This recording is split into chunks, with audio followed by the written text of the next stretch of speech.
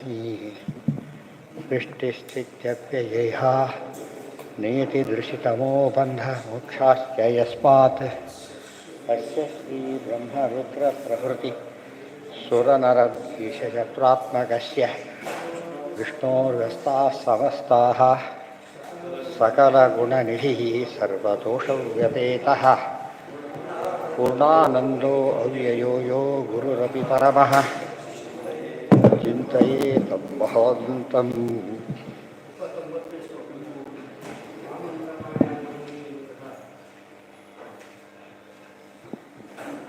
ಮಮಾಂಗಮಾಯಾ ಗುಣಮಯ್ಯನೇಕಧಾ ವಿಕಲ್ಪಬುದ್ಧಿಂಚ ಗುಣೈರ್ವಿಧತ್ತೆ ಅದೇ ತಾನೆ ಹಾಂ ವೈಕಾರಿಕಸ್ತ್ರಿವಿಧೋಪಿ ತ್ರಿವಿಧೋ ಅಧ್ಯಾತ್ಮಮೇಕಂ ಅಥಾದಿದೈವಂ ಅಧಿಭೂತಮನ್ಯತೆ ತತ್ರಾಪಿ ಪ್ರಕೃತಿರೇವ ಕಾರಣಂ ಈಶ್ವರೇಚ್ಛಾ ಚ ವಿಕಾರಾಜ್ಜಾತತ್ವಾತ್ ವೈಕಾರಿಕ ಇತ್ಯುಚ್ಯತೆ ಅಹಂಕಾರಃ ತ್ರಿವಿಧೋಪಿ ವೈಕಾರಿಕೋ ಮಹಾಂಶ್ಚೈವ ತಥಾ ಅಹಂಕಾರ ಏವ ಚ ತಥೈವ ಸಾತ್ವಿಕಶ್ಚಾಂಶೋ ವೈಕಾರಿಕ ಇತಿ ತ್ರಿಧಾ ಇತಿ ಶಬ್ದನಿರ್ಣಯೇ. ಉದ್ಧವರ ಪ್ರಶ್ನೆಗೆ ಉತ್ತರ ಇದೆ. ಪ್ರಕೃತಿ ಪುರುಷರಲ್ಲಿ ಯಾರಿಗೆ ಪ್ರಾಧಾನ್ಯ? ಇಬ್ಬರಿಗೂ ಅಲ್ಲ, ಪುರುಷ ಪ್ರಧಾನಕ್ಕೆ ಎರಡು ಭಾಗ ಇದೆ, ಚೇತನ ಅಚೇತನ ಅಂತೇಳಿ. ದೇವರಿಗೆ ಎರಡು ಭಾಗ ಇಲ್ಲ, ಒಂದೇ ಪುರುಷ ಅಂದರೆ ಪುರುಷ ಅಷ್ಟೇ. ಆದರೆ ಸಹಜವಾಗಿಯೇ ಏನು ಬಂತದಕ್ಕೆ ಮಹತ್ವ ಬಂತು. ಮಮ ಅಂಗ, ಅಂಗ ಅಂಬುದು ಪ್ರೀತಿಯಿಂದ ಹೇಳೋ ಮಾತು. ಅಂಗ, ತಾತ ಇತ್ಯಾದಿ ಪದಗಳು. ಅಂಗ ಅಂದರೆ ಈ ಅಂಗ ಅಂತ ಅರ್ಥ ಅಲ್ಲ. ಮಮ ಅಂಗ ಮಾಯಾ ಗುಣಮಯೀ, ದೈವಿ ಶೇಷ ಗುಣಮಯಿ ಮಮ ಮಾಯಾ ದುರತ್ಯಯ. ಗುಣಮಯಿ ಅಂದರೆ ಮೂರು ಗುಣಗಳನ್ನು, ತ್ರಿಗುಣಗಳನ್ನು ಹೊಂದಿರತಕ್ಕಂಥದ್ದು ಗುಣಗಳಿಗೆ. ಶ್ರೀಭೂದುರ್ಗ ಅಂಥೇಳಿ ಅಭಿಮಾನಿ ದೇವತೆಗಳು, ರೂಪಗಳು. ಅನೇಕಧ ವಿಕಲ್ಪ ಬುದ್ಧಿಂಚ ಗುಣೇಶು ಗುಣೈರ್ವಿಧತ್ತೆ. ಅನೇಕ ವಿಧವಾದ ಸೃಷ್ಟಿಯನ್ನು ಮಾಡೋಕ್ಕೆ ಶುರು ಮಾಡುತ್ತೆ. ವೈಕಾರಿಕ ಅದು ಮಮ ಅಂತ ಹೇಳಿದ್ರಿಂದ ನನ್ನ ಅಧೀನದಲ್ಲಿದೆ ಅಂತ ಹೇಳಿದರೆ ಪ್ರಾಧಾನ್ಯ ಯಾರಿಗೆ ಬಂತು? ದೇವರಿಗೆ ಬಂತು. ವೈಕಾರಿಕ ತ್ರಿವಿಧೋಪಿ, ವೈಕಾರಿಕ ಅಂದರೆ ಅಹಂಕಾರ.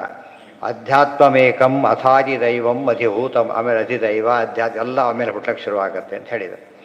ತತ್ರಾಪಿ ಪ್ರಕೃತಿರೇವ ಕಾರಣಂ ಈಶ್ವರೇಚ್ಛಾಚ. ಬಹಳ ಮುಖ್ಯವಾಗಿ ಪ್ರಕೃತಿ, ಅದಕ್ಕಿಂತ ಮುಖ್ಯವಾಗಿ ಪುರುಷ ನಾರಾಯಣ. ಅದಕ್ಕೆ ವಿಕಾರಾಜ್ಜಾತತ್ವಾತ್ ವೈಕಾರಿಕ ಇತ್ಯುಚ್ಯತೆ ಅಹಂಕಾರ ತ್ರಿವಿಧೋಪಿ. ಅಹಂಕಾರಕ್ಕೆ ತೈಜಸ ಇತ್ಯಾದಿ ಹೆಸರುಗಳಿದೆ. ವೈಕಾರಿಕ ಅಂತ ಯಾಕೆ ವಿಕಾರದಿಂದ ಹುಟ್ಟಿದ್ರಿಂದ. ಯಾವ ವಿಕಾರ ಅಂದ್ರೇನು? ಅದರಿಂದ ಟ್ರಾನ್ಸ್ಫಾರ್ಮ್ ಆಗಿರೋದ್ರಿಂದ ಒಂದು ಭಾಗ. ಅದಕ್ಕೆ ಏನಂತ ಕರೀತಾರೆ? ಮೂಲ ಪ್ರಕೃತಿ, ಆಮೇಲೆ ಮಹತ್ತತ್ವ, ಆಮೇಲೆ ಅಹಂಕಾರ. ಅದಕ್ಕೆ ವೈಕಾರಿಕ ಅಂತ ಹೆಸರು ಬಂದಿದೆ. ಮಹತ್ತತ್ವನ ವಿಕಾರವಾದರೂ ಕೂಡ ಮಿನಿಮಮ್ ಆದ್ದರಿಂದ ಫಸ್ಟ್ ಬರ್ತಾ ಏನೋ ಜಾಸ್ತಿ ಸ್ಟೆಪ್ಸ್ ಶುರುವಾಯಿತಾಗ. ಆದ್ದರಿಂದ ವೈಕಾರಿಕ ಅಂತ ಸ್ಪೆಸಿಫಿಕ್ ನೇಮ್ ಬಂತು. ವಿಕಾರ ಜಾತತ್ವಾತ್ ಮೊದಲನೇದಾಗಿ ಪ್ರಕೃತಿ, ಆ ಥರ ವಿಕಾರ ಮಹತ್ತತ್ವ, ಅದರಿಂದ ಬಂದಿದ್ದು ವೈಕಾರಿಕ. ಮತ್ತು ಮೂರು ಸ್ಟೆಪ್ಸ್ ಆಯ್ತಾಗ, ನೆನಪಿರ್ಬೇಕು ಕರೆಕ್ಟಾಗಿ. ಇತ್ಯುಚ್ಯತೆ ಅಹಂಕಾರ ತ್ರಿವಿಧೋಪಿ. ಹೀಗೆ ಅಹಂಕಾರ ಮೂರು ವಿಧವಾಗಿದೆ. ಏನೇನು?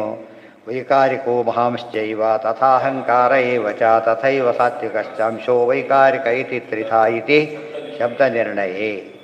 ಹೀಗೆ ಸೃಷ್ಟಿಯ ಪ್ರಾರಂಭದಲ್ಲಿ ಹೇಳುತ್ತಾ ಇದು ತಿಳಿದವರಿಗೆ ತಕ್ಷಣ ಅರ್ಥ ಆಗುತ್ತೆ. ಏನಂಥೇಳಿ? ಪುರುಷನೇ ಪ್ರಧಾನ. ಅದು ಬಹಳ ಮುಖ್ಯವಾದ ಪ್ರಶ್ನೆ. ಅದು ಯಾವುದೇ ಆಫೀಸ್ಗೆ ಹೋದ್ರೆ ಆಫೀಸರ್ ಅಂತ ಯಾರು ಕೇಳ್ತಾರೆ ಹೊರತು ಬಿಲ್ಡಿಂಗ್ ನೋಡ್ಕೊಂಡು ಬರೋದಿಲ್ಲ. ಗೊತ್ತಾಯ್ತಾ? ಅದು ಕಾಮನ್ ಸೆನ್ಸ್ ಇದೆ. ಬಟ್ ಅಲ್ಲೆಲ್ಲ ಸೋತು ಬಿಡ್ತಾರೆ. ಇಲ್ಲೆಲ್ಲ ಭಾರಿ ಜೀವಂತಿಗೆ ಉಪಯೋಗಿಸ್ತಾರೆ, ಅಲ್ಲಿ ಭಾರಿ ದಡ್ತನ ಉಪಯೋಗಿಸ್ತಾರೆ. ದುರ್ಗ್ರೂಪಮರ್ಕಶ್ಚ ಪರತ್ರ ರಂಧೇ ಪರಸ್ಪರಂ ಸಿದ್ಧ್ಯತಿ ನ ಸ್ವತೋಸೌ ಆತ್ಮ ಯಥೈಷಾಂ ಉಪರಾಮ ಆದ್ಯ ಸ್ವಯಾ ಅನುಭೂತ್ಯ ಅಖಿಲ ಸಿದ್ಧಿ. ಅಧ್ಯಾತ್ಮಂ ಇಂದ್ರಿಯಾಣಿ. ಅಧ್ಯಾತ್ಮ, ಅಧಿದೈವ ಮತ್ತು ಅಧಿಭೂತ ಅಂತ. ಭೂತಗಳು ಮೂರು, 5, ಅಧಿದೈವತೆಗಳು ಎಲ್ಲರೂ. ಅಧ್ಯಾತ್ಮ ಅಂದರೆ ಇಂದ್ರಿಯಗಳು. ತೈರೇವ ವಿಪರೀತಂ ಜ್ಞಾನಂ ಜಾಯತೆ. ಇಂದ್ರಿಯಗಳು ಇಲ್ಲದೆ ಹೋಗಿದ್ದರೆ ಮನುಷ್ಯನಿಗೆ ತಪ್ಪು ತಿಳುವಳಿಕೆ ಪ್ರಶ್ನೆ ಬರ್ತಿರಲಿಲ್ಲ. ಯಾಕೆ? ಜಡ ಆಗಿಬಿಡ್ತಾ ಇದ್ದ. ಇಂದ್ರಿಯಗಳಿಂದ ಸರಿಯಾದ ತಿಳುವಳಿಕೆ ಬರಲಿಕ್ಕೂ ಇಂದ್ರಿಯಗಳು ಬೇಕು, ತಪ್ಪು ತಿಳುವಳಿಕೆ ಬರಲಿಕ್ಕೂ ಇಂದ್ರಿಯಗಳು ಬೇಕು. ಸಾಮಾನ್ಯ ಮನುಷ್ಯ ಏನು ಮಾಡಬಹುದು? ಇಂದ್ರಿಯಗಳಿದ್ದರೆ ತಾನೇ ತಪ್ಪು ತಿಳುವಳಿಕೆ ಅಂತ ಇಂದ್ರಿಯ ಕಳ್ಕೊಂಡ್ಬಿಟ್ರೆ ಸರಿಯಾದ ತಿಳುವಳಿಕೆನೂ ಬರೋದಿಲ್ಲ. ಅರ್ಥ ಆಯ್ತಾ? ಈಗ ಅದು ಅಲರ್ಕ ರಾಜ ಹಾಗೆ ಮಾಡ್ತಾನೆ. ಇಂದ್ರಿಯಗಳನ್ನು ಗೆಲ್ಲಬೇಕು ಅಂತ ಹೇಳ್ತಾನೆ, ಭಾರಿ ಕಷ್ಟ ಆಗುತ್ತೆ. ಇವನು ಕತ್ತರಿಸ್ಬಿಡ್ಬೇಕು ಅಂತೇಳಿ ತೊಗೋತಾನೆ. ಹಾಗೆ ಇಂದ್ರಿಯದೇವ್ರು ಬರ್ತಾರೆ, ಹಾಗೆ ಮಾಡಬೇಡ, ಇದು ನಾವು ನಿನಗೆ ಕಣ್ಣೇ ಕಾಣ್ದಾಗುತ್ತೆ, ಒಳ್ಳೇದು ನೋಡೋಕ್ಕೂ ಬರೋದಿಲ್ಲ ನಿನಗೆ ಅಂತ ಹೇಳಿದಾಗ ಆಗ ಒಪ್ಕೋತಾರೆ. ತುಂಬ ಜನ ಸೂಯಿಸೈಡ್ ಮಾಡ್ಕೊಂಡ್ಬಿಡ್ತಾರೆ. ಕಾರಣ ಏನಂದರೆ ಕೆಟ್ಟದಾಯ್ತು, ಒಳ್ಳೇದು ಮಾಡೋಕ್ಕೂ ಆಗಲ್ಲ. ಆಮೇಲೆ ಕೆಟ್ಟದ್ದು ಮಾಡೋದು ತಪ್ಪು ಅಂತ ತಿಳ್ಕೊಂಡಿದ್ದೆ, ಬಟ್ ಒಳ್ಳೇದು ಮಾಡೋದಕ್ಕೆ ಅವಕಾಶ ಸಿಗೋದಿಲ್ಲ. ಈ ಸರಿಯಾಗಿ ಯೋಚನೆ ಮಾಡಿದರೆ ಒಂದು ಮುಖ ಮಾತ್ರ ನೋಡ್ತಾರೆ, ನೆಗೆಟಿವ್ ಆಗಿ ನೋಡಿ, ಪಾಸಿಟಿವ್ ಆಗಿ ನೋಡಬೇಕು. ಎಷ್ಟೇ ಇದ್ದರೂ ಕೂಡ ಒಂದು ತಿದ್ದುಕೊಳ್ಳೋಕ್ಕೆ ಅವಕಾಶ ಇದೆ, ಕೊನೆ ಪಕ್ಷ ಅದು ಅವಕಾಶ ಮಿಸ್ ಆಯಿತು ಕೊನೆಗೆ. ಯಾವುದು ಯಾವುದರಲ್ಲಿ ಬಂತ ಅದಲ್ಲ, ಅದು ಬೇರೆ ಪ್ರಸಂಗ, ಅದು ನರಿ ಕಥೆ ಬೇರೆ. ಇದು ಅಲಕರಾಜನ ಕಥೆ. ಅಲಕರಾಜನ ಕಥೆಗೆ ಇಂದ್ರಾವಣ ದೇವತೆಗಳು ಬರ್ತಾರೆ, ನಮ್ಮನ್ನು ಕಡಿಮೆ ಕೊಲ್ಲಕ್ಕೆ ಹೋಗಬೇಡ, ಪಜಿತ ಆಗತ್ತೆ ನಾಡೆ ಅಂತ ಹೇಳಿಬಿಟ್ಟು. ಭೂತೇಂದ್ರಿಯಾಣಿ ಚಮನು, ಎಷ್ಟೋ ಜನ ಸಿಟ್ಟು ಬಂದು ಟಿ ವಿ ಶೂಟ್ ಮಾಡಿಬಿಡ್ತಾರೆ. ಯಾರು ಸೋತು ಬಿಟ್ಟಾಗ ಅವ್ರು ಗೆಲ್ಲಿಲ್ಲ, ಟಿ ವಿ ಹೋಯ್ತು ಅಷ್ಟೇ. ಅವ್ರು ಹೊಡೆದು ಮಾತ್ರ ಗೆದ್ದು ಬಿಡ್ತಾರೆ, ಅವನೇ ಇಲ್ಲ, ಇರೋ ಟಿ ವಿನೂ ಕಳ್ಕೊಂಡ. ಅಂದರೆ ತಾವೇ ಸೂಸೈಡ್ ಮಾಡ್ಕೊಳ್ಳೋದು, ಹಾರ್ಟ್ ಅಟ್ಯಾಕ್ ಮಾಡ್ಕೊಂಡು ಸತ್ತವರು ಇದ್ದಾರೆ, ಎಷ್ಟು ಮೂರ್ಖರು ಇರ್ತಾರೆ. ಅದಕ್ಕೆ ಹಾಗೆಲ್ಲ ಆಗಬಾರ್ದು. ಅದನ್ನು ಹೇಳ್ತಾರೆ. ಅದಕ್ಕೆ ದೃಕ್ ರೂಪಂ ಅರ್ಕಶ್ಚ ಪರತ್ರ ರಂಧ್ರೇ ಪರಸ್ಪರಂ ಸಿದ್ಧತೆ ನ ಸ್ವತೋಸು. ಇದೆಲ್ಲ ಕೂಡ ಪರಸ್ಪರ ಬೇಕು, ಅಂದರೆ ಅಧಿಷ್ಠಾನ ಬೇಕು, ದೇವತೆಗಳು ಬೇಕು. ಆತ್ಮ ಯದೈಷಾಂ ಉಪರಾಮ ಆದ್ಯ, ಅದರ ಫೈನಲ್ ದೇವರಿಗೆ ಯಾರ ಸಹಾಯನೂ ಬೇಕಿಲ್ಲ. ಸ್ವಯ ಅನುಭೂತ್ಯ ಅಖಿಲ ಸಿದ್ಧಿ. ಆದ್ದರಿಂದ ಅನುಭವಕ್ಕೆ ಬಂದಂತೆ ಸಿದ್ಧಿಗೂ ಬೇಕು, ಅಸಿದ್ಧಿಗೂ ಬೇಕು. ಅಧ್ಯಾತ್ಮಂ ಇಂದ್ರಿಯಾಣಿ ತೈರೇವ ವಿಪರೀತಂ ಜ್ಞಾನಂ ಜಾಯತೆ. ವಿಪರೀತ ಜ್ಞಾನ ಭಾರಿ ಜ್ಞಾನ ಅಂತ ಅರ್ಥ ಅಲ್ಲ. ಏನದು ವಿಪರೀತ ಜ್ಞಾನ ಅಂದರೆ ಏನರ್ಥ? ಆಪೋಸಿಟ್ ಜ್ಞಾನ ಅಂತ. ಸಂಸ್ಕೃತದಲ್ಲಿ ವಿಪರೀತ ಆಪೋಸಿಟ್ ಅಂತ ಅರ್ಥ. ಕನ್ನಡದಲ್ಲಿ ವಿಪರೀತ ಭಾರಿ ಸುಳ್ಳು ಹೇಳ್ತಾರೆ ಅಂತ ಅರ್ಥ. ಆ ಪದ ಹಾಗೆ ಬಂದಿದೆ, ಅರ್ಥ ಬದಲಾಗಿದೆ. ಅಧ್ಯಾತ್ಮ ಅಹಂಕಾರೇ ವಿದ್ಯಮಾನೆ ಭ್ರಮೋ ಭವತಿ ನಾಣ್ಯದ ಸಮ್ಯಕ್ ಜ್ಞಾನಂ ಹರೇ ವ್ಯಕ್ತಿ. ಅಹಂಕಾರ ತತ್ವ ಮನಸ್ತತ್ವಕ್ಕೆ ಲಿಂಕ್ ಬರೋದ್ರಿಂದ ಅಹಂಕಾರದಲ್ಲಿ 3 ವಿಧ, ಮನಸ್ಸಿನಲ್ಲೂ ಕೂಡ ಒಳ್ಳೆಯದು ಕೆಟ್ಟದ್ದು ಮಧ್ಯದ್ದು 3 ಬರುತ್ತೆ. ಸಮ್ಯಕ್ ಜ್ಞಾನಂ ಹರೇ ಶಕ್ತಿಯ ತನ್ಮುಕ್ತಸ್ಯ ವಿಶೇಷತಃ ಅಹಂಕಾರೇ ವಿದ್ಯಮಾನೆ ಭ್ರಮೋ ಭವತಿನ. ಅದಕ್ಕೆ ಅಹಂಕಾರಕ್ಕೊಳಗಾಗಿದ್ರೆ ಸರಿಯಾದ ಜ್ಞಾನ ಹೋಗಿಬಿಡುತ್ತೆ. ಸಮ್ಯಕ್ ಜ್ಞಾನಂ ಹರೇ ಶಕ್ತಿಯ ತನ್ಮುಕ್ತಸ್ಯ ವಿಶೇಷತಃ. ಆದರೆ ಮುಕ್ತನಾದವರಿಗೆ ಸಮ್ಯಕ್ ಜ್ಞಾನ. ಮುಕ್ತ ಅಂದ್ರೇನು? ಅಹಂಕಾರ ಮುಕ್ತ. ಅಹಂಕಾರದಿಂದ ಯಾರು ಬಿಡುಗಡೆ ಹೊಂದಿರ್ತಾರೋ ಅವರಿಗೆ ಸರಿಯಾದ ಜ್ಞಾನ ಬರುತ್ತೆ. ದೇವತಾನುಗ್ರಹ ಸಾಮಾನ್ಯವಾಗಿ ಒಂದು ಪದ್ಧತಿ ಇದೆ, ಭಾಳ ಎಕ್ಸ್ಪರ್ಟ್ ಆಗಿರ್ತಾರಲ್ಲ ಅದರಲ್ಲೇ ಸಾಯ್ತಾನೆ ಕೊನೆಗೆ ಅಂತೇಳಿ. ಎಕ್ಸ್ಪರ್ಟ್ ಈಜುಗಾರ ನೀರಲ್ಲೇ ಸಾಯ್ತಾನೆ. ಹಾವು ಹಿಡಿಯೋರು ಅವ್ರಿಗೆ ಸತ್ತಿದ್ದಾನೆ ಪಾಪ, ಅವನು ಸಿಕ್ಕಾಬಟ್ಟೆ ಪೆಪ್ಸಿತನಾಗಿದ್ದ, ಅವನಿಗೆ ಹಾವು ಕಚ್ಚೆ ಸತ್ತ ಜನರಲಿ. ಆದ್ದರಿಂದ ಯಾಕೆ ಅಹಂಕಾರ ಬಂದಿರುತ್ತೆ ಅಷ್ಟೊತ್ತಿಗೆ ಅಂತ ಅರ್ಥ. ಅಹಂಕಾರ ಅವನು ಕೊಲ್ಲಿರುತ್ತೆ ಕೊನೆಗೆ. ಅಹಂಕಾರ ಇಲ್ಲದೇ ಬೆಳೆದಿರ್ತಾನೆ, ಅಹಂಕಾರ ಬಂದಾಗ ಸತ್ತು ಹೋಗ್ತಾನೆ. ಅದು ಯಾವ ಕಾಲಕ್ಕೆ ಕೂಡ ಅಹಂಕಾರ ಬರ್ಕೊಡು. ಅದಕ್ಕೆ ಅದು ಈ ಪದ ಇದು ಓವರ್ಗಾಡ್ ಪದ. ಕಾರಣ ಏನೋ ಅಹಂಕಾರ. ಅದಕ್ಕೆ ಅಹಂಕಾರದಿಂದ ಶುರುವಾಗುತ್ತೆ ಅವೆಲ್ಲ ಕೂಡ. ಅದಕ್ಕೆ ಒಳಗಾಗಬಾರದು. ದೈವತಾನುಗ್ರಹೋ ನಿತ್ಯಂ ಮುಕ್ತಶ್ಯಾಪಿ ಅದಕ್ಕೆ ಅವರು ಬಂದರು, ಹುಲ್ಗಡ್ಡೆ ಇಟ್ಟರು, ಹೇಳಿದರು, ಹೇಳ್ತಾರೆ ನೀನು ಯಾರು ಹೇಳಕ್ಕೆ ಶುರು ಮಾಡಿಬಿಟ್ರು, ಎತ್ತಕ್ಕಾಗಲಿಲ್ಲ. ಆಮೇಲೆ ಇದರಲ್ಲಿ ಮಾಡ್ಲಿಕ್ಕೆ ಹೋಗಲಿ. ಏನು ಮಾಡಿದ್ರು ಅವರು? ಬಟ್ ನೀವು ಯಾರು ಅಂತ ಕೇಳಿದರು. ಅಲ್ಲಿಗೆ ಜ್ಞಾನ ಬಂತು. ಅದು ಅಹಂಕಾರದಿಂದಾಗ ಅನರ್ಥ. ಅಲ್ಲಿ ಅಹಂಕಾರ ಬಂದಿದ್ದಕ್ಕೆ ಹೋಗಿಸ್ಲಿಕ್ಕೆ ಅಂತಲೇ ಎಷ್ಟು ರೂಪದಲ್ಲಿ ಪರಮಾತ್ಮ ಬಂದು ಹುಲ್ಲುಗಡ್ಡೆ ಇಟ್ಟು ತೋರಿಸ್ದ. ಇದು ಹರಿಸ್ತೀರಾ ಇಲ್ಲ, ಸುಡ್ತೀರಾ ಇಲ್ಲ, ಅದೇನು ಮಾಡಿದೆ ಅಂದರೆ ನಾನು ಮಾಡ್ತೀನಿ ಅಂತ ಕಳಿಸಿದಾಗ ಅವರು ನೀವ್ಯಾರು ಫಸ್ಟ್ ಕೇಳಿ ಇಲ್ಲ. ಇದು ಅಹಂಕಾರ ಇಲ್ಲದವ್ರು ಕೇಳೋ ಪ್ರಶ್ನೆ ಇದು. ಇಲ್ಲದ್ರೆ ನಾನು ಯಾರು ಗೊತ್ತಾ ಅಂತಾನೆ ಹೊರತು ನೀವ್ಯಾರು ಅಂತ ಕೇಳೋದಿಲ್ಲ. ನೀವ್ಯಾರು ಅಂತ ಕೇಳೋದ್ರೊಳಗೆ ಏನಿದೆ ಅದರಲ್ಲಿ? ಎಷ್ಟೋ ಜನ ಆಫೀಸ್ಗಳು ಮಾತು ಕೂಡ ಆಡಿಸಲ್ಲ, ಅರ್ಸ್ತಾ ಇರೋದಕ್ಕೆ ಅಹಂಕಾರ. ಪೋಸ್ಟ್ ಅಹಂಕಾರ. ಅದು ಫಸ್ಟ್ ವಿರೋಧಕ್ಕೆ ವಿಚಾರಿಸ್ಲಿಕ್ಕೆ ಅದು ಕೂಡಿಸಿ ಬಂದು ಏನು ವಿಚಾರ ಅಂತ ಕೇಳಬೇಕು ಫಸ್ಟು. ಎಲ್ಲೋ ನೋಡೋಕ್ಕೆ ಶುರು ಮಾಡ್ತಾರೆ ಫಸ್ಟು, ಆಮೇಲೆ ನೋಡ್ದಾಗ ಮಾಡ್ತಾರೆ, ಆಮೇಲೆ ಕೆಟ್ಟದಾಗ ನೋಡ್ತಾರೆ, ಬೈತಾರೆ. ಹೊತ್ತು ಗೊತ್ತಿಲ್ಲದ ಬಂದುಬಿಡೋದ ಅಂತ ಕೇಳೋದು. ಅದು ಒಳ್ಳೆ ಮಾತಾಡೋದು ಸಾಮಾನ್ಯ ಕಡಿಮೆ. ಒಂದು ಪೋಸ್ಟಿನ ಅಹಂಕಾರ ಶುರುವಾಗುತ್ತೆ. ಪದವಿ ನಿಮಿತ್ತ ಅಹಂಕಾರ ಬೇರೆ, ವಿದ್ಯೆ ನಿಮಿತ್ತ ಅಹಂಕಾರ ಬೇರೆ, ಧನದಿಂದ ಬರೋ ಅಹಂಕಾರ ಬೇರೆ, ವಯಸ್ಸಿನಿಂದ ಬರೋದು ಬೇರೆ, ಅನೇಕ ಅಹಂಕಾರಗಳು. ಅದು ಹೋಗ್ತಿರೋಕ್ಕೆ ಬುದ್ಧಿ ಬರುತ್ತೆ. ಆಮೇಲೆ ಅಷ್ಟೊತ್ತು ಟೂ ಲೇಟ್, ಏನಿಗೆ ಮಾಡೋಕ್ಕಾಗಲ್ಲ ಅವರಿಗೆ. ಅದಕ್ಕೇನೆ ಅಹಂಕಾರ ಹಾಗೆ ಮಾಡಿಸುತ್ತೆ. ದೇವತಾನುಗ್ರಹೋ ನಿತ್ಯಂ ಮುಕ್ತಶ್ಯಾಪಿ ಅಪೇಕ್ಷತೆ. ಮುಕ್ತನಾದವನು ಕೂಡ ದೊಡ್ಡವ್ರನ್ನ ಸಂಪಾದನೆ ಮಾಡಬೇಕು. ಈಗ ನವವಸ್ತಾತ್ವಿಕ ಈಗಲ್ಲ, ಮುಕ್ತಿ ಆದಮೇಲೆ ಹೇಳಬೇಕಾದ್ರೆ, ಯಾಕೆ ದೊಡ್ಡವ್ರನ್ನ ಗೌರವಿಸ್ಬೇಕಲ್ಲ. ಆ ದೃಷ್ಟಿಯಿಂದ ಅದು ಅನಿವಾರ್ಯ. ಆದ್ದರಿಂದ ಅಹಂಕಾರಕ್ಕೊಳಗಾಗಬಾರದು. ಅಹಂಕಾರ ಎಲ್ಲಿ ಕೊನೆಗೋಯ್ತು ನಾನೇ ಅಂತ ಹೇಳಿದಾಗ ದೇವ್ರ ಬಗ್ಗೆ ದೇವರಿಲ್ಲ ಅಂತಾಗತ್ತೆ, ಅಥವಾ ನಾನು ದೇವರಿಗೆ ಸಮ ಅಂತಾಗತ್ತೆ. ಅಹಂಕಾರ ಎಂಡಾಗೋದು ಅಲ್ಲಿ. ಅದಕ್ಕೆ ಅವಕಾಶ ಕೊಡಬಾರ್ದು. ನಿತ್ಯಂ ಮುಕ್ತಶ್ಚಾಪಿ ಹಿ ಅಪೇಕ್ಷತೆ ನಿತ್ಯಂ ತತ್ ಪ್ರತಿಬಿಂಬತ್ವ ಜೀವಾನಾಮೇವ ಕೃಷ್ಣಶಃ ಬಾಹ್ಯಜ್ಞಾನಂಚ ಮುಕ್ತಶ್ಚ ನ ಜಡ ಅಹಂಕೃತೆ ಕ್ವಚಿತ್ ನಿತ್ಯಂ ತತ್ ಪ್ರತಿಬಿಂಬತ್ವ. ಯಾತಕ್ಕೆ ಅಂದರೆ ಪ್ರತಿಬಿಂಬ ನಿತ್ಯ ಆದಮೇಲೆ ಎಂದೂ ಅದಕ್ಕೆ ಏನು ಚಾನ್ಸ್ ಸಿಗೋದಿಲ್ಲ, ಸ್ವತಂತ್ರ ಆಗೋ ಚಾನ್ಸಸ್ ಸಿಗೋದು. ಪ್ರತಿಬಿಂಬ ಅಂತ ಕರೆದ ಮೇಲೆ ಏನಿಲ್ಲ, ಇವತ್ತು ಅಸಿಸ್ಟೆಂಟ್ ಆಫೀಸರ್ ಮೇನ್ ಆಗ್ತಾನೆ, ಮೇನ್ ಆಗಿಬಿಡ್ತಾನೆ. ಆಮೇಲೆ ಹಾಗಾಗಿ ಪ್ರತಿಬಿಂಬ ಎಂದು ಏನಾಗೋದಿಲ್ಲ, ಬಿಂಬ ಆಗಲಿಕ್ಕೆ ಸಾಧ್ಯ ಇಲ್ಲ. ಈ ಮಾತು ಅರ್ಥ ಮಾಡಿಕೊಂಡ್ರೆ ಜೀವನನ್ನು ಬಿಡಿದವ್ರನ್ನೆಲ್ಲ ಮಹಾಲಕ್ಷ್ಮಿ ಅಂತ ಹೇಳಿದ ಎಲ್ಲರನ್ನೂ ಪ್ರತಿಬಿಂಬ ಅಂತ ಕರೆದ ಮೇಲೆ ಯಾರು ಏನಾಗಲಿಕ್ಕೆ ಸಾಧ್ಯ ಇಲ್ಲ, ಸಾಧ್ಯ. ಈ ಮಾತನ್ನು ಉಪಯೋಗಿಸ್ಬಿಟ್ರೆ ಪ್ರತಿಬಿಂಬ ಅನ್ನೋ ಪದ ಭಾರಿ ಇಂಪಾರ್ಟೆಂಟ್ ಪದ. ಇನ್ನು ಯಾವ ಎಕ್ಸಾಂಪಲ್ ಕೊಟ್ಟರು ಕೂಡ ಒಬ್ಬ ಭೃತ್ಯರಾಜರಾಗ್ಬೋದು, ನಾಳೆ ಏನು ಬೇಕಾದ್ರೂ ಆಗ್ಬೋದು. ಪ್ರತಿಬಿಂಬ ಬಿಂಬ ಆಗಲಿಕ್ಕೆ ಸಾಧ್ಯ ಇಲ್ಲ. ಸೊ ಬಿಂಬ ಪ್ರತಿಬಿಂಬ ಭಾವ ಅಂಬುದು ಅತ್ಯಂತ ಮುಖ್ಯವಾಗಿರತಕ್ಕಂತಹ ದೊಡ್ಡ ತತ್ವ. ಆ ರೀತಿ ಅರ್ಥ ಮಾಡಿಕೊಂಡಾಗ ನಿಜವಾದ ಸಿದ್ಧಾಂತ ಅರ್ಥ ಆಗೋದಾಗ ದೇವತಾನುಗ್ರಹವು ನಿತ್ಯಂ ಬಾಹ್ಯಜ್ಞಾನ ನಿತ್ಯಂ ತತ್ ಪ್ರತಿಬಿಂಬತ್ವ ಜೀವಾನಾಮೇವ ಕೃಷ್ಣಶಃ ಬಾಹ್ಯಜ್ಞಾನಂಚ ಮುಕ್ತಶ್ಚ ನ ಜಡಾಹಂಕೃತೆ ಕ್ವಚಿತ್. ಬಾಹ್ಯಜ್ಞಾನ ಹೋಗುತ್ತೆ ಹೊರತು ಅಹಂಕಾರ ಹೋಗೋದಿಲ್ಲ. ಬಾಹ್ಯಜ್ಞಾನ ಅಹಂಕಾರಕ್ಕೆ ಕಾರಣ ಆಗುತ್ತೆ, ಸ್ವರೂಪ ಜ್ಞಾನ ಕಾರಣ ಆಗೋದಿಲ್ಲ.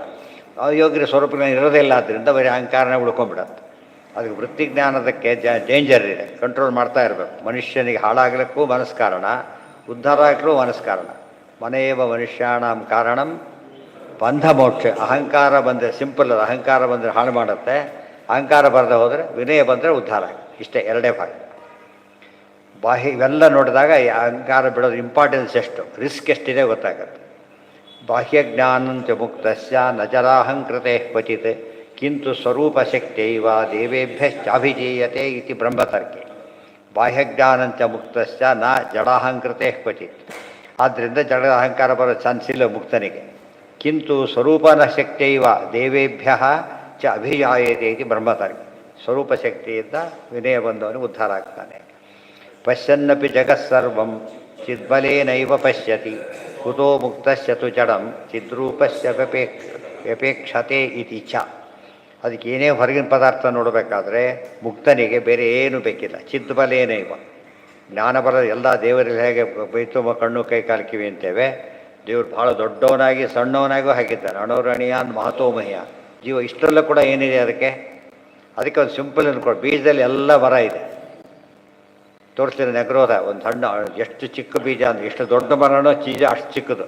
ಕುಂಬಳಕಾಯಿ ಭಾರಿ ದೊಡ್ಡದಾರು ಚೀಜ ಭಾರಿ ಚಿಕ್ಕದೇ ಇರಲ್ಲ, ನೋಡ್ಬೋದು ಗೊತ್ತಾಯ್ತು. ಇಷ್ಟಿಷ್ಟು ಇರುತ್ತೆ, ಹಾಕಿ ಬಿಡೋದು. ಅದೇನಿದೆ ಅಷ್ಟು ಚಿಕ್ಕದು ದೊಡ್ಡ ಮರ ಬರುತ್ತೆ. ಅದರಿಂದ ಅದು ಪರಮಾತ್ಮ ಮ್ಯಾಜಿಕ್ ತೋರಿಸ್ತಾರೆ. ದೊಡ್ಡ ಬೀಜ ಇರುತ್ತೆ, ಸಣ್ಣ ಇದು ಬರ್ಬೋದು. ಅದೇ ದೇವರ ಮಹಿಮೆ.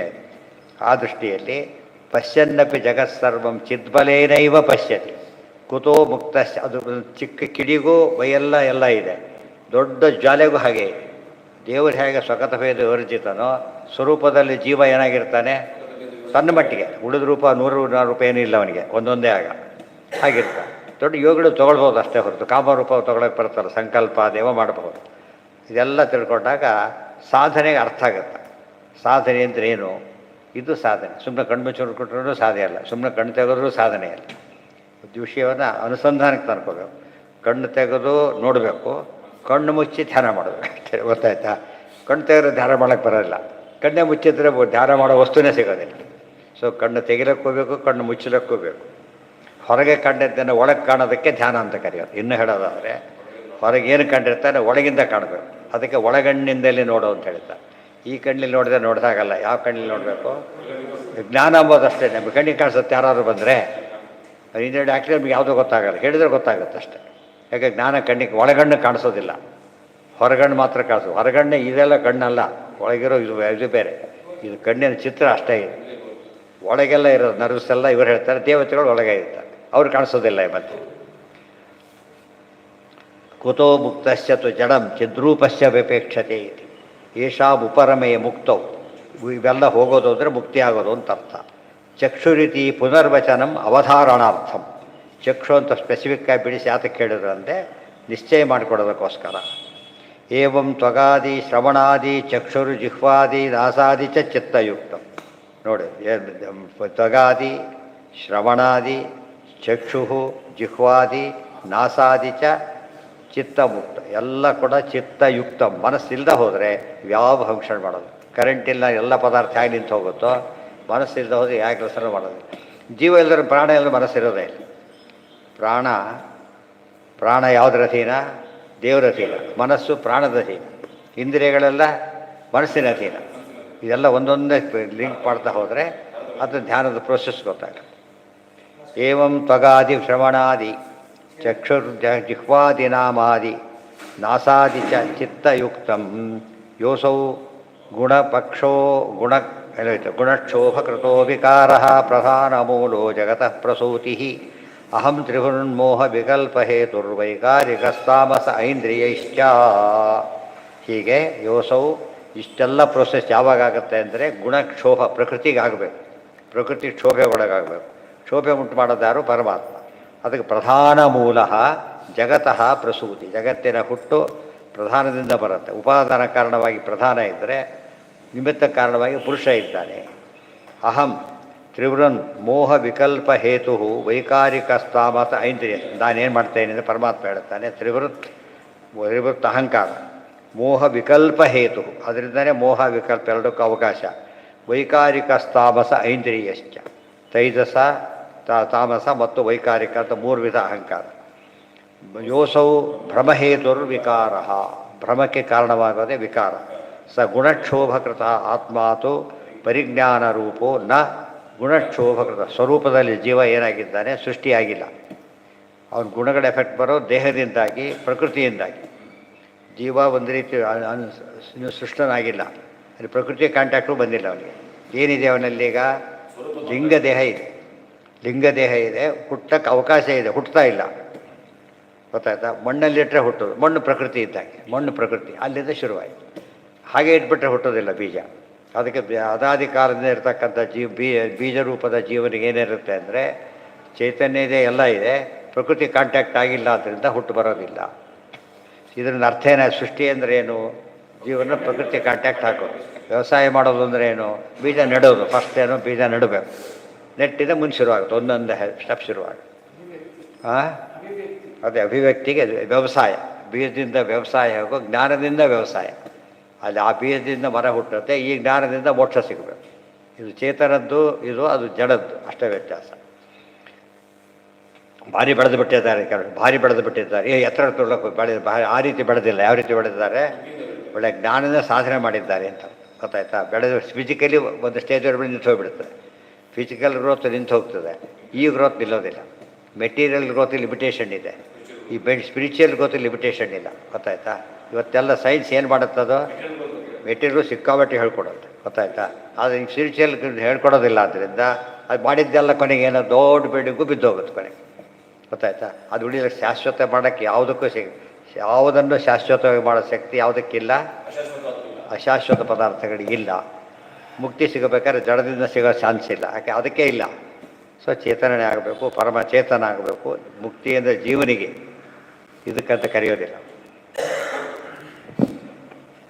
ವಿಷಯಾಭಿನಿವೇಶೇನ ಆತ್ಮಾನಂ ಸ್ಮರೆನ್ನರಃ ಕುತೋ ಮುಕ್ತಶ್ಚತು ಜಡಂ ಚಿದ್ರೂಪಶ್ಚಪೇಕ್ಷತೆ. ಅದೆಲ್ಲ ಆಯಿತು. ಆತ್ಮ ಪರಿಜ್ಞಾನಮಥೋ ವಿವಾದೋ ಹ್ಯಸ್ತೀತಿ ನಾಸ್ತೀತಿ ಭಿದಾರ್ಥನಿಷ್ಠ ವ್ಯರ್ಥೋಪಿ ನೈವೋಪರಮೇತ ಪುಂಸಾಂ ಮತ್ತಃ ಪರಾವೃತ್ತಿ ಮಿಯಾಂ ಧಿಯಾ ಸ್ವಲೋಕ ಭಿದಾ ವಿಪರ್ಯಯೇಣ ವಿದ್ಯಮಾನಂ ನಾಸ್ತಿ ಅವಿದ್ಯಮಾನಮಸ್ತಿ ಇತಿ ವಿವಾದ.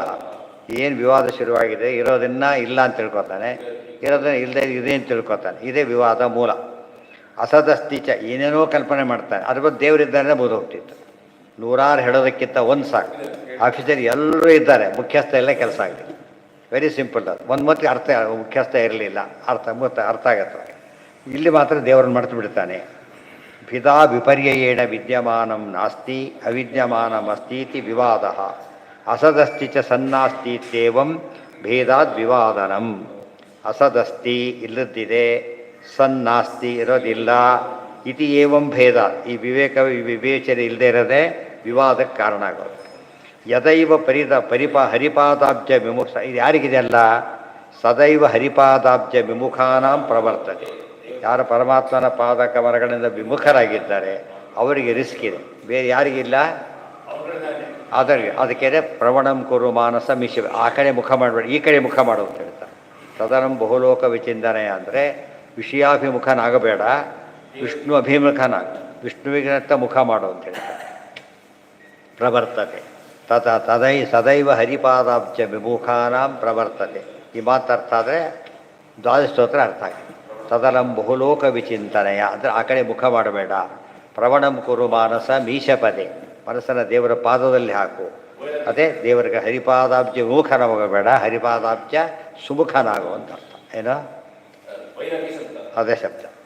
ಎಲ್ಲೋ ನೋಡಬೇಡ ಅಂತ ಹಾಗೆ ಹೇಳ್ತಾರಲ್ಲ, ಹಾಗೆ ಎಲ್ಲೋ ನೋಡಬೇಡ, ಅಲ್ಲಿ ಎಲ್ಲಿ ಯಾವ್ದು ತಿಳ್ಕೊಬೇಕು ಅದನ್ನು ನೋಡಬೇಕು.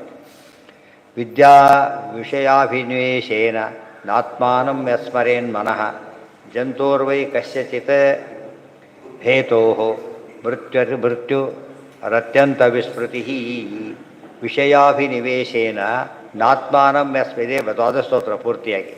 ವಿಷಯಾಭಿನಿವೇಶೇನ ನಾತ್ಮಾನಂ ಯಸ್ಮರೇನ್ ಮನಃ, ವಿಷಯಗಳತ್ತ ಮುಖ ಹಾಕಿದಾಗ ಏನಾಡ್ತಾನೆ ಅವನು, ದೇವ್ರನ್ನ ಮರ್ತು ಬಿಡ್ತಾನೆ. ವಸ್ತುವಿನ ನೋಡ್ತಾ, ಅದಕ್ಕೆ ಕಳ್ಳರು ಮಾಡೋಕೆ ಕೂಡ ಕೆಲಸ ಏನು ಮಾಡ್ತಾರೆ ಗೊತ್ತಾ, ಅಲ್ಲಿ ಹೋಗ್ತಿರ್ತಾರೆ, ಇವರು ಕದಿಬೇಕಾಗಿದೆ ಏನೋ, ಮುಂದೆ ಒಂದು 500 ರೂಪಾಯಿ ನೋಟ್ ಬಿಸಾಕಿಬಿಡ್ತಾರೆ, ಗೊತ್ತಾಯ್ತಾ, ತೊಗೊಳ್ಳಿಕ್ಕೆ ತಲ್ಲಿಟ್ಟು ಬರ್ತಾರೆ, ತೆಗೆದುಬಿಡ್ತಾರೆ, ರೆಡಿಯಾಗಿ ಎಲ್ಲ ಪ್ಲಾನ್ ಮಾಡಿಬಿಡ್ತಾರೆ. ಮತ್ತೆ ಅಲ್ಲಿ ಬೇರೆ ಡೈವರ್ಟ್ ಮಾಡೋದು, ಡೈವರ್ಟ್ ಮಾಡಿದ ತಕ್ಷಣ ಅವನು ಮೋಸ ಹೋಗ್ತಾನೆ. ಅದಕ್ಕೆ ಡೈವರ್ಟ್ ಮಾಡೋದು ವಿಷಯಗಳ ಲಕ್ಷಣ, ಸಾಮಾನ್ಯ ಡೈವರ್ಟ್ ಮಾಡುತ್ತೆ. ಅದಕ್ಕೆ ಆ ಕಡೆ ಗಮನ ಕೊಡೋದವ್ರು ಏನಾಗುತ್ತದ, ಈ ಹಳ್ಳಿಗಳಲ್ಲೆಲ್ಲ ವ್ಯವಸಾಯ ಮಾಡ್ಬೇಕಾದ್ರೆ ಎತ್ತುಗಳಿರುತ್ತಲ್ಲ, ಅದಕ್ಕೆಲ್ಲ ಮುಖ ಕಟ್ಟಿಬಿಡ್ತಾರೆ ಬಿತ್ತಬೇಕಾರೆಲ್ಲ. ಅದು ತಿಂತ ಕೂತ್ಬಿಡುತ್ತೆ. ಆಮೇಲೆ ಅದಕ್ಕೇನು ಮಾಡ್ತಾರೆ, ತಿನ್ನಾಗಿಲ್ಲ ಬಗ್ಗೆ ಅದನ್ನು ಆಮೇಲೆ ಬಿಚ್ತಾರೆ. ಆ ಕೆಲಸ ಎಲ್ಲ ಆದಮೇಲೆ ಬಿಚ್ಚಿಬಿಡ್ತಾರೆ. ಅದಕ್ಕೆ ಪಶು ತಿನ್ನುತ್ತೆ, ಕಂಟ್ರೋಲ್ ಮಾಡೋಕ್ಕೆ ಗೊತ್ತು, ತಾನೇ ಕಂಟ್ರೋಲ್ ಮಾಡ್ಕೊಳ್ಳೋಕೆ ಗೊತ್ತಿಲ್ಲ. ಆದ್ದರಿಂದ ಏಕಾಚರತೆ ಎಲ್ಲ ಅದಕ್ಕೆ ನೀರೇ ಕಂಟ್ರೋಲ್ ಮಾಡೋ ಅಭ್ಯಾಸ ಮಾಡೋ ಅಂತ ಹೇಳ್ತಾರೆ. ಅಲ್ಲಿ ಸರಿ ಹೋಗೋದು. ಯಾವಾಗ ಆಹಾರ ನಿಲ್ಲಿಸಿಬಿಡ್ತಾನೆ, ಇಂದ್ರ ಶಕ್ತಿ ಎಲ್ಲ ಕಡಿಮೆ ಆಗ್ಲಿಕ್ಕೆ ಶುರುವಾಗುತ್ತೆ. ಏನು ಆಗೋದಿಲ್ಲಪ್ಪ, ಸುಸ್ತಾಗಿದೆ, ಆಗ ತಿನ್ನೋದು ಬಿಟ್ಟರೆ ಇನ್ಯಾವುದಕ್ಕೂ ಅವಕಾಶ ಇರೋದಿಲ್ಲ. ಅದನ್ನು ಗೆದ್ದು ಬಿಟ್ಟರೆ ಮುಗಿದೋಯ್ತಾರೆ. ಅದನ್ನು ಗೆದ್ದರೆ ಅವನು ಸಾಧನೆ ಮಾಡೋದು ಸುಲಭ. ವಿಷಯಾಭಿನಿವೇಶೇನ ನಾತ್ಮಾನಂ ಯತ್ಸ್ಮರೇನ್ ಮನಃ ಜಂತೋರ್ವೈ ಕಸ್ಯಚಿದ್ದೇತೋ ಮೃತ್ಯು ಅತ್ಯಂತ ವಿಸ್ಮೃತಿ. ಮೃತ್ಯು ಅತ್ಯಂತ ವಿಸ್ಮೃತಿ, ಎರಡು ಅರ್ಥ ಅದಕ್ಕೆ. ಇದರಿಂದ ಹಾಳಾಗ್ತಾ ಅನ್ನೋ ಬಗ್ಗೆ ಎಚ್ಚರ ಇರೋದಿಲ್ಲ. ಈ ಕ್ಲಾಸ್ ತಪ್ಪಿಸೋದವನಿಗೆ ಪರೀಕ್ಷೆ ಫೇಲ್ ಆಗ್ತಾರೆ, ಅವರಿಗೆ ಖುಷಿ. ಮೇಷ್ಟ್ರು ಎಲ್ಲ ಅಟೆಂಡೆನ್ಸ್ ಕೊಟ್ಟು ಓಡ್ಬಿಡ್ತಾರೆ ಆ ಕಡೆಯಿಂದ. ಮೇಷ್ಟ್ರು ಮೋಸ ಮಾಡಿದೆ ಅಂತ ತಾನೇ ಮೋಸ ಮಾಡ್ಕೊಂಡಿದ್ದೆ. ಈಗ ಹೆಸರು ಅವನು ತಿಳ್ಕೊಂಡಿದ್ದೇನೋ ಮೋಸ ಮಾಡೋದೈತೆ, ಆದರೆ ಮೋಸ ಹೋಗಿದ್ದ ತಾನೇ. ಯಾಕೆ ಎಲ್ಲೋ ಹೋದ್ರಿಂದ ಪಾಸಾಗೋದು, ಇಲ್ಲಿ ಕೂತ್ರೆ ಪಾಸಾಗ್ತಿದ್ದ, ಎಲ್ಲೋ ಹೋಗ್ಬಿಟ್ಟ. ಉದ್ದೇಶ ಪಾಸಾಗಬೇಕು ಗೊತ್ತಿದೆ, ಹೇಗಾಗ್ತಾನೆ, ಸಾಧ್ಯ ಇಲ್ಲ. ವಿಷಯಾಭಿನಿವೇಶೇನ ಎಷ್ಟೋ ತರತೆ ಮರುದಿವ್ಸ ಪರೀಕ್ಷೆ ಇರುತ್ತೆ, ಇನ್ನೊಂದು ಪರೀಕ್ಷೆ ಇರುತ್ತೆ. ಇವನು 3 ದಿವಸ ಪರೀಕ್ಷೆ ಓದ್ತಾ ಕೂತ್ರೆ ಬೈತಾರೆ, ನಾಳೆದು ಓದು ಫಸ್ಟ್ ಅಂತ ಹೇಳ್ತಾರೆ, ಗೊತ್ತಾಯ್ತಾ. ಫಸ್ಟ್ ನಾಳೆದು ಓದು, ಇಲ್ಲ ಅದನ್ನು ಓದ್ಬಿಡ್ತೀನಿ ಫಸ್ಟ್ ಅಂದರೆ ಇದು ಫೇಲ್ ಆಗ್ತೀಯಲ್ಲ. ಅಂದರೆ ಓದಬೇಕಾದ್ರಲ್ಲೇ ಪ್ರಯಾರಿಟಿ ಅಷ್ಟೇ ಬರುತ್ತೆ. ಪ್ರಯಾರಿಟಿ ಹಾಕೋತ ಇದು ಪ್ರಯಾರಿಟಿ ಅರ್ಥ ಆಗುತ್ತೆ. ಕಂಪಲ್ಸರಿಯಲ್ಲೂ ಕೂಡ ಯಾವುದಕ್ಕೆ ಕೊಡಬೇಕು, ನಾವೀಗ ಪ್ರಯಾರಿಟಿ ಕೊಡಬೇಕು ಯಾವಾಗ. ವಿಷಯಾಭಿನಿವೇಶೇನ ಉತ್ತರ ದೇಹಾಭಿನಿವೇಶೇನ ಪೂರ್ವದೇಹ ಸ್ಮರಣಂ ಯತ್ತನ್ ಮೃತ್ಯು. ವಿಷಯಾಭಿನಿವೇಶ ಮಾಡೋದು ಅಂದ್ರೇನು, ಉತ್ತರ ದೇಹ ಅಭಿನಿವೇಶೇನ ಪೂರ್ವದೇಹ ಸ್ಮರಣ, ಪೂರ್ವದೇಹದ ಅಸ್ಮರಣೆ. ಮುಂದಿನ ವಿಷಯ ಹೋಗ್ತಾ ಹಿಂದಿನ ಮರ್ತು ಬಿಡಬಾರ್ದು, ಅದೇ ಕೃತಜ್ಞತೆ ಆಗೋದು. ಹಿಂದಿನ ಮರ್ತು ಬಿಟ್ಟರೆ ಮುಂದೇನು ಸಾಧನೆ ಮಾಡೋಕ್ಕೆ ಬರೋದಿಲ್ಲ. ಮೇಲಿನ ಮೆಟ್ಲು ಹತ್ಕೊಂಡು ಹೋದ, ಕೆಳಗಿನ ಮಟ್ಟ ಕಿತ್ತಾಕ್ಬಿಟ್ಟು ಅವನು ಇಳಿಲಕ್ಕೂ ಬರೋದಿಲ್ಲ. ಅದು ಎಚ್ಚರ ಇರಬೇಕು. ಇಳಿಲಕ್ಕೆ ಅದು ಬೇಕೇ ಬೇಕು ಅಂತ ಎಚ್ಚರ ಇದ್ದರೆ ಸಮಸ್ಯೆ ಬರೋದಿಲ್ಲ. ಈ ದೃಶ್ಯ ಏನಿದೆ, ಯತ್ತನ್ ಮೃತ್ಯು, ಇವನೇ ಸಾವು. ಸಾವು ಅಂದರೆ ಹಾಳಾಗ್ತಾನೆ ಅಂತ ಅರ್ಥ. ಇಲ್ಲಿ ಸಾವು ಅಂದರೆ ಏನು, ಪೂರ್ವದೇಹ ಮಾಡ್ತಾ ಏನು ಮರ್ತು ಬಿಡ್ತಾನವನು, ಉತ್ತರ ದೇಹ. ನೋಡಿ, ವಿಷಯಾಭಿನಿವೇಶೇನ ಉತ್ತರ ದೇಹಾಭಿನಿವೇಶೇನ, ಮುಂದಿನ ಬಗ್ಗೆ ಗಮನ ಕೊಟ್ಟು ಹಿಂದಿನ ಮರ್ತು ಬಿಟ್ಟರೆ ಫೌಂಡೇಶನ್ ಇಲ್ದಾಗ ಆಗುತ್ತೆ ಅವನಿಗೆ, ಗೊತ್ತಾಯ್ತಾ. ಅದಕ್ಕೆ ಯಾವ್ದು ನೋಡಬೇಕು, ಹಿಂದಿನ ಎರಡೂ ಎಚ್ಚರ ಇರಬೇಕು. ದೇವರು ನಮಗೆ ಯಾತಕ್ಕೆ ನೆನಪು ಕೊಡ್ತಾರೆ ಅಂದರೆ, ನೆನಪಿನ ಮುಂದಕ್ಕೆ ಹೋಗ್ಲಿಕ್ಕೆ ಆಗೋದಿಲ್ಲ. ಅವನು ಓದಿದೆಲ್ಲ ಮರ್ತು ಬಿಟ್ಟರೆ ಮುಂದೆ ಏನು ಓದ್ತಾನೆ. ಅದು ಮುಂದಿಂದು ಅಂತೇಳಿ ಹಿಂದಿಂದ ಬಿಡ ಹಾಗಿಲ್ಲ. ಸೆಕೆಂಡ್ ಇಯರ್ಗೆ ಹೋದ, ಫಸ್ಟ್ ಇಯರ್ ಬಿಟ್ಬಿಟ್ಟು ಡೈರೆಕ್ಟ್ ಸೆಕೆಂಡ್ ಇಯರ್ಗೆ ಹೋದ, ಮೋಸ ಮಾಡಿಬಿಟ್ಟು. ಅರ್ಥನೇ ಆಗ್ತಾ ಇಲ್ಲ ಅವನಿಗೆ, ಅರ್ಥ ಆಯ್ತಾ. ಆ ಬೇಸ್ ಹಿಂದೆ ಫಸ್ಟ್ ಇಯರ್ ಓದಿನ ಬೇಸಿಸ್ ಮೇಲೆ ಸೆಕೆಂಡ್ ಇಯರ್ ಅರ್ಥ ಆಗುತ್ತೆ, ಅದ್ರ ಬೇಸ್ ಮೇಲೆ ಥರ್ಡ್ ಇಯರ್ ಹೋಗ್ತಾರೆ. ಅದು ಬಿಟ್ಟು ಹೋಗಿಬಿಟ್ಟು ಡೈರೆಕ್ಟ್ ಥರ್ಡ್ ಇಯರ್ ಅಡ್ಮಿಷನ್ ಕೊಡಿ ಅಂದರೆ ಯಾವಾಗ ಕೊಡ್ಬೋದು, ಹಿಂದೆ ಎಲ್ಲ ಮುಗಿಸಿದ್ರೆ ಇದ್ರೆ ಕೊಡೋದಿಲ್ಲ. ಅದಕ್ಕೆ ಆ ರೀತಿ ಪರಿಶ್ರಮ ಮಾಡುತ್ತಾನೆ. ಗುರಿ ಸಾಧಿಸಬೇಕಾಗಿದೆ, ಸಾಧನೆ ಮಾಡೋಕ್ಕೆ ತಯಾರಿಲ್ಲ ಅಂತ ಅರ್ಥ. ಈ ದೃಶ್ಯ ಇದು ಒಟ್ಟು ಕಾರಣ ಕಾರ್ಯದ ಬಗ್ಗೆ ಗಮನ ಇಟ್ಟು ಕಾರಣ ಮರೆತರೆ ಅವನೇನು ಸಾಧನೆ ಮಾಡೋಕ್ಕಾಗೋದಿಲ್ಲ. ಈದೃಶ್ಯಸ್ಯಾಸ ವಿಜ್ಞಾಯ ತ್ರೈವಿಧ್ಯಂ ಭಾತಿ ವಸ್ತುನಿ ಬಹಿರಂತ ಈದೃಶ್ಯಾಯಾಸ ವಿಜ್ಞಾಯ ಗೊತ್ತಾಯ್ತಾ ತ್ರೈವಿಧ್ಯಂ ಭಾತಿ ವಸ್ತುನಿ ಬಹಿರಂತರ್ಭಿದಾ ಹೇತು ಜನೋ ಅಸಜ್ಜನ ಹೃದ್ಯಥ ಈದೃಶಂ ವರ್ತಮಾನಂ ಆಯ ಅಂದರೆ ಲಾಭ ಏಷತ್ಸ ಏತ ಅತೀತ ಇತಿ ಲಾಭದ ಕಡೆ ಕಣ್ಣು ನೋಡ್ತಾ ಪದಾರ್ಥನೇ ಇಟ್ಟರೆ ಏನು ಲಾಭ ಸಿಗುತ್ತೆ ಅವನಿಗೆ ಪದಾರ್ಥ ಇದ್ರೆ ತಾನೇ ಲಾಭ ಬರೋದು ಅದನ್ನು ಮಾರಿದಾಗ ಆ ಲಾಭ ಎಷ್ಟು ಪರ್ಸೆಂಟ್ ಅಂತ ಬರುತ್ತೆ ಅವನಿಗೆ ಅತೀತ ಇತಿ ತ್ರೈವಿಧ್ಯ ಪುಸ್ತಕನೇ ಪ್ರಿಂಟ್ ಆಗಿಲ್ಲ ಫಾರ್ ಸೇಲ್ ಅಂತ ಏನು ಹಾಕಿದೆ ಏನರ್ಥ ಅದರೊಳಗೆ ಅದಾದಮೇಲೆ ತಾನೇ ಮುಂದಿನ ಯೋಚನೆ ಮಾಡೋದು ತ್ರೈವಿಧ್ಯಂ ಭಾತಿ ವಿಜ್ಞಾಯ ವಸ್ತುನಿ ವಿಜ್ಞಾತೆ ಸತಿ ದೀರ್ಘಲೋಪ ಆಗಿದೆ ಯತ್ರ ತ ಇತಿವತ್ ಯತ್ರ ಅಂತ ಹೇಳ್ಬೇಕಾದ್ರೆ ಹೇಗೆ ದೀರ್ಘಮಿಸ್ಸಾರ ಅಪಾಯ ಆಗುತ್ತಾ ಹಾಗೆ ಬೀಳಿಸ್ಬೇಕು ಈದೃಶಂ ವರ್ತಮಾನಂ ಅಲ್ಲೇನು ಈದೃಶಾಯ ಅದು ಕಟ್ ಮಾಡಿ ಸ ವಿಜ್ಞಾಯ ಅಂತಿದೆ ಏಷ್ಯತ್ ಸಹ ಅತೀತಃ ಇತಿ ತ್ರೈವಿಧ್ಯಂ ಭಾತಿ ವಿಜ್ಞಾಯ ವಸ್ತುನಿ ವಿಜ್ಞಾತೆ ಸತಿ ದೀರ್ಘಲೋಪ ಆ ವಸ್ತು ಅರ್ಥ ಆಯ್ತಂದರೆ ಆ ದೀರ್ಘ ಲೋಪ ಆಗುತ್ತೆ ಯತ್ರಾನ ಇತಿವತ್ ಕ್ಷೇಪ್ರೆ ಅಲ್ಲ ಮೊದಲಿದೆಯಲ್ಲ ಇಲ್ಲಿದೆ ವಾಪಸ್ ನೋಡಿ ಅಲ್ಲಿದೆ ಈದೃಶಾಯಾಸ ಹತ್ರ ಇರೋ ಪದಾರ್ಥ ಅಲ್ಲ ಅಲ್ಲಿರೋದು ಆಯಾ ದೀರ್ಘ ಇದೆ ಅದ್ರ ಬಗ್ಗೆ ಹೇಳ್ತಿದ್ದಾರೆ ಹತ್ರ ಗಿತ್ರ ಅಂಥೇಳಿ ಇಲ್ಲಿ ಅಂತ ಅರ್ಥ ಅಲ್ಲಿ ಅಂದರೆ ನಾವು ಹೇಳ್ತಿರೋದು ಇಲ್ಲಿ ಅಂತ ಅದರಲ್ಲಿದೆ ಅಂತ ಹೇಳ್ತಾ ಇಲ್ಲ ಆ ರೀತಿ ಅದರ ಅರ್ಥ ಇತಿವತ್ ಕ್ಷೈಪ್ರೇ ದೀರ್ಘಲೋಪ ಏನ 38ನೇ ಶ್ಲೋಕ ವಿಷಯ ಅಭಿನಿವೇಶೇನ ವಿಷಯಗಳ ಬಗ್ಗೆ ಅಭಿನಿವೇಶ ಅಂದ್ರೇನು ಹೆಚ್ಚು ಆಸಕ್ತಿ ಹುಟ್ಟಿದಾಗ ನಾತ್ಮಾನಂ ಸ್ಮರೇನ್ ಮನಃ ಆಗ ದೇವರನ್ನು ಮರೆತು ಬಿಡ್ತಾನೆ ಮನಸ್ಸೇನು ಮಾಡುತ್ತದು ಮನಸ್ಸಿಗೆ ಇಲ್ಲಿ ವಿಷಯಾಭಿನಿವೇಶ ಬಂದಿದ್ದು ಯಾವುದಕ್ಕೆ ಮನಸ್ಸಿಗೆ ನನ್ನ ಮನಸ್ಸು ಆ ಕಡೆ ಹೇಳ್ಕೊಂಡು ಹೋಯ್ತು ಅಂತ ಹೇಳೋದಿಲ್ಲ ಆ ಕಡೆ ಬಂತು ಅದ್ರ ಲಾಸ್ ಏನು ಅಂದರೆ ದೇವ್ರನ್ನ ಮರೆತು ಬಿಡ್ತಾನೆ ವಸ್ತುನ ನೋಡ್ತಾ ವಸ್ತು ವ್ಯಕ್ತಿನ ಮರೆತು ಬಿಡ್ತಾನೆ ಅರ್ಥ ಆಯ್ತಾ ವ್ಯಕ್ತಿ ಯಾರು ಮುಖ್ಯ ವ್ಯಕ್ತಿ ಪರಮಾತ್ಮನೇ ಇದು ಎರಡು ಅರ್ಥ ತನ್ನನ್ನು ಮರಿತಾನೆ ಒಂದರ್ಥ ದೇವ್ರನ್ನ ಮರಿತಾನೆ ಇನ್ನೊಂದು ಅರ್ಥ ಮೈ ಮರೆಯೋದು ಅಂದ್ರೆ ಅದೇನೆ ಇನ್ವಾಲ್ವ್ ಆದಾಗ ಏನಾಗ್ತಾನೆ ಮೈ ಮರೆತು ಬಿಡ್ತಾನೆ ದೇವರನ್ನು ಮರೆತು ಬಿಡ್ತಾರೆ ಎರಡು ಒಟ್ಟೊಟ್ಟಿಗೆ ನಡೆಯುತ್ತಲ್ಲ ಅದು ಆತ್ಮಶಬ್ದ ಇಬ್ಬರಿಗೂ ಅನ್ವಯ ಜೀವಾತ್ಮ ಪರಮಾತ್ಮ ಇಬ್ಬರಿಗೂ ಕಾಮನ್ ಫ್ಯಾಕ್ಟರ್ ಆತ್ಮ ಆದ್ದರಿಂದ ಈ ಆತ್ಮನನ್ನು ಮರೆತು ಬಿಟ್ಟು ಈ ಕಡೆ ಗಮನ ಕೊಟ್ಟ ಜಂತೋರ್ವೈ ಕಸ್ಯಚಿತ್ ಭೇತೋ ಕಾರಣ ಅಂದರೆ ಕಾರಣ ಮೃತ್ಯು ಅತ್ಯಂತ ಮೃತ್ಯುವನ್ನು ಪೂರ್ತಿ ಹಾಳಾಗ್ತಾನೆ ಹಾಳಾಗ ಎಚ್ಚರಳು ಮರೆತು ಬಿಡ್ತಾನೆ ಎಲ್ಲೋ ನೋಡ್ತಾ ಡ್ರೈವಿಂಗ್ ಮಾಡ್ತಾ ಆಕ್ಸಿಡೆಂಟ್ ಮಾಡ್ಕೋತಾರಲ್ಲ ದಾರಿ ನೋಡಿದ್ರೆ ಆಗ್ತಿರಲಿಲ್ಲ ಎಲ್ಲೋ ನೋಡ್ದ ಆಕ್ಸಿಡೆಂಟ್ ಮಾಡ್ಕೊಂಡ ಸತ್ತೇ ಹೋದ ಅತಿ ವಿಸ್ಮೃತಿ ಅದು ಏನು ಗೊತ್ತಿದೆ ಫಸ್ಟ್ ಅವನಿಗೆ ಅಪಾಯದಿಂದ ಗೊತ್ತಿದೆ ಆಗ ಮರೆತು ಬಿಟ್ಟ ಆ ಕೆಲಸ ಮಾಡಬಾರದು ವಿಷಯಗಳು ಅದಕ್ಕೇ ವಿಷಯ ವಿನಿವರ್ತಂತೆ ನಿರಾಹಾರಸ್ಯ ದೇಹಿನ ವಿಷಯಗಳನ್ನು ನಾವು ಬಿಡಬೇಕು ಅವು ಹೋಗಾಗ ಮಾಡಬೇಕು ಎರಡರಲ್ಲೂ ನೋಡ್ಕೋಬೇಕು ನಾವೀಗ ಆದರೆ ಯಾವಾಗ ನೋಡ್ತಿರ್ತಾನೆ ಅದು ಹೋಗ್ಲಿಕ್ಕೆ ಸಾಧ್ಯನೇ ಇರೋದಿಲ್ಲ ದೇವ್ರ ಕಡೆ ಮನಸ್ಸು ಹಾಕ್ತಾ ಸಾಧ್ಯ ಇವನು ಉಪವಾಸ ಹಾಕಬೇಕು ದೇವ್ರ ಕಡೆ ಓದಲಿಕ್ಕೆ ಶುರು ಮಾಡಬೇಕು ಅವ ಸರಿ ಹೋಗ್ಬೇಕು ಮತ್ತು ಸುಮ್ಮನೆ ವಿಷಯ ಬಿಡ್ಲಿಕ್ಕಾಗೋದಿಲ್ಲ ವಿಷಯ ಬಿಡೋಕೆ ಏನು ಮಾಡ್ಬೇಕು ಹೇಳಿ ಅಲ್ಲ ಅದರ ದೋಷ ಅರ್ಥ ಆಗಬೇಕು ಏನು ಚಿಲ್ಲ ಕೂತಿದ್ದಾನೆ ಸಿಕ್ಕಾಬಟ್ಟಿ ಖುಷಿನೋ ಖುಷಿ ಕೇಳದೆ ಬಾಯಿ ಹಿಡ್ಕೋ ಅದರಲ್ಲಿ ಅಲ್ಲಿ ಬಿದ್ದಿತ್ತಂತೆ ಹಾಗೆಲ್ಲ ಆಮೇಲೆ ಪರವಾಗಿಲ್ಲ ಸತ್ತೋಗ್ತಿರೋ ಬಿಟ್ಬಿಡ್ತಾನೆ ಎಲ್ಲೋ ಬಿದ್ದಿತ್ತಂತ ಗೊತ್ತಿಲ್ಲ ಯಾಕೆ ರಿಸ್ಕು ಯಾವುದು ಬೇಡ ಅದಕ್ಕೆ ಅದು ದೋಷ ಬಂದರೆ ಬಿಡ್ಲಿಕ್ಕೆ ಶಕ್ತಿ ಬಂತು ಬಿಡ್ಲಿಕ್ಕೆ ಬರ್ತಿರಲಿಲ್ಲ ಅದು ವಿಷಯಗಳ ಬಗ್ಗೆ ದೋಷ ತಿಳ್ಕೊಂಡ್ರೆ ಮಾತ್ರ ಎಲ್ಲ ಹಾಳಾದವರಲ್ಲಿ ಯಾವುದರಿಂದ ಹಾಳಾದವರು ಭರತರಾಜನೇ ಬೆಸ್ಟ್ ಎಕ್ಸಾಂಪಲ್ ಭಾರಿ ದೊಡ್ಡ ವ್ಯಕ್ತಿ ಯಾವಾಗ ಏಡ ಕೊಡಕ್ಕೆ ಬಂತು ಡೈವರ್ಟ್ ಆಯ್ತು ಆ ಕಡೆಗೆ ಏಡ ಅಂತ ನಾರಾಯಣ ಮರೆತು ಬಿಟ್ಟ ಅದಕ್ಕೆ ಮತ್ತೆ ಜಿಂಕಿಯಾಗಿ ಹುಟ್ಟಬೇಕಾಯ್ತು ಗೊತ್ತಾಯ್ತಾ ವಿಷಯ ಅಭಿನಿವೇಶ ಆಗಬೇಕು ಎಷ್ಟು ಅಭಿನಿವೇಶ ಅಂದರೆ ಏನೀಗ ಎದ್ದರೆ ಕೂತ್ರೆ ಅದೇ ಯೋಚನೆ ದಾರಿಯಲ್ಲಿ ಹೋಗ್ತಾ ಜನ ನೋಡ್ದೆ ಹೋಗ್ಲಿಕ್ಕಾಗೋದಿಲ್ಲ ಹೀಗೆ ನೋಡ್ಕೊಂಡು ನಿಂತುಬಿಟ್ರೆ ಅವರೇ ಒಜಿತಾರೆ ಫಸ್ಟು ಏನು ನೋಡ್ತೀವಿ ಅಂತ ಕೇಳ್ತಾರೆ ಸುಮ್ಮನೆ ಹೋಗ್ತಾರೆ ಅವ್ರಿಗೆ ಯಾರೋ ಅನ್ನೋದಿಲ್ಲ ಅದಕ್ಕೆ ತಾನು ಹೋಗೋದು ಬರೋದು ಮಾಡೋದು ತಪ್ಪಲ್ಲ ಒಂದು ಕಡೆಗೆ ದಿಟ್ಟಿಸಿದಾಗ ಆ ಪ್ರಶ್ನೆ ಶುರುವಾಗಿ ಯಾತಕ್ಕೆ ಅಂತ ಕೇಳ್ತಾ ಅವಾಗ ಕಾರಣ ಹೇಳಬೇಕು ಅವರು ಎಲ್ಲೋ ಯಾರೋ ನೋಡ್ದಾಗಿದೆ ನಿಮ್ಮನ್ನೆಲ್ಲೋ ಅಂತ ಕೇಳ್ತಾನೆ ಅವಾಗ ಏನೋ ಶುರುವಾಗ ಅವ್ರ ಮಗನ ಗೊತ್ತಾಯ್ತು ಸರಿ ಹೋಯ್ತು ಸುಮ್ಮನೆ ಹೇಳಿದರೆ ಅಪರಾಧ ಆಗ್ತೀವಿ ಅರ್ಥ ಆಯ್ತಾ ಎಂದು ಕೂಡ ಹಾಗೆ ಮಾಡಿಕೊಡೋದು ವಿಷಯಾಭಿನಿವೇಶ ಅಭಿನಿವೇಶದ ಬಗ್ಗೆ ಎಚ್ಚರ ಕಳೆದು ಬಿಡುತ್ತೆ ಆದ್ದರಿಂದ ಎಂದೂ ಕೂಡ ಮನಸ್ಸನ್ನು ಎಚ್ಚೆತ್ತು ಇರುಕಂಡೆ ಮನವೇ ಅಂತ ಹೇಳ್ತಾರೆ ಎಚ್ಚೆತ್ತು ಇರುಕಂಡೆ ಮನವೇ ಮನಸ್ಸಿಗೆ ನಾವು ಹೇಳ್ಕೋಬೇಕು ಬಿ ಕೇರ್ಫುಲ್ ಅಂತ ಜಂತೋರ್ವೈ ಜಂತು ಅಂದರೆ ಪ್ರಾಣಿ ಕಸ್ಯಚಿದ್ದೇತೋ, ಈ ಕಾರಣ ಪರಮಾತ್ಮನ ಇಚ್ಛೆ. ಅದನ್ನು ನಮಗೆ ಯಾರ ಜೊತೆ ಮಾತಾಡಿ ನಾವು ಕಾರಣ ಬೇರೆ ಕಡೆ ಹೋಗ್ಬಿಡ್ತೀವಿ. ಮಾತಾಡ್ತಾರೆ ತೈನೋರು ಅವ್ರದ್ದೇ ಮಾತಾಡ್ತಾ ಕೂತ್ಬಿಡ್ತಾರೆ, ಬಿಟ್ಟು ಬಿಡ್ತಾರೆ ಆ ಕಡೆ. ನೀವಿಂದ ಆ ಕಡೆ ನನಗೇನು ಕೆಲಸ ಅಂತ ಹೋಗ್ಬಿಡ್ತಾರೆ. ದೇವ್ರಿಗೆ ಸಿಗೋದಿಲ್ಲ ಆಗ. ಯಾವಾಗ ತನ್ನ ಕಡೆ ಮುಖ ಮಾಡಿದ್ರೆ ಏನು ಮಾಡ್ತಾರಾಗ?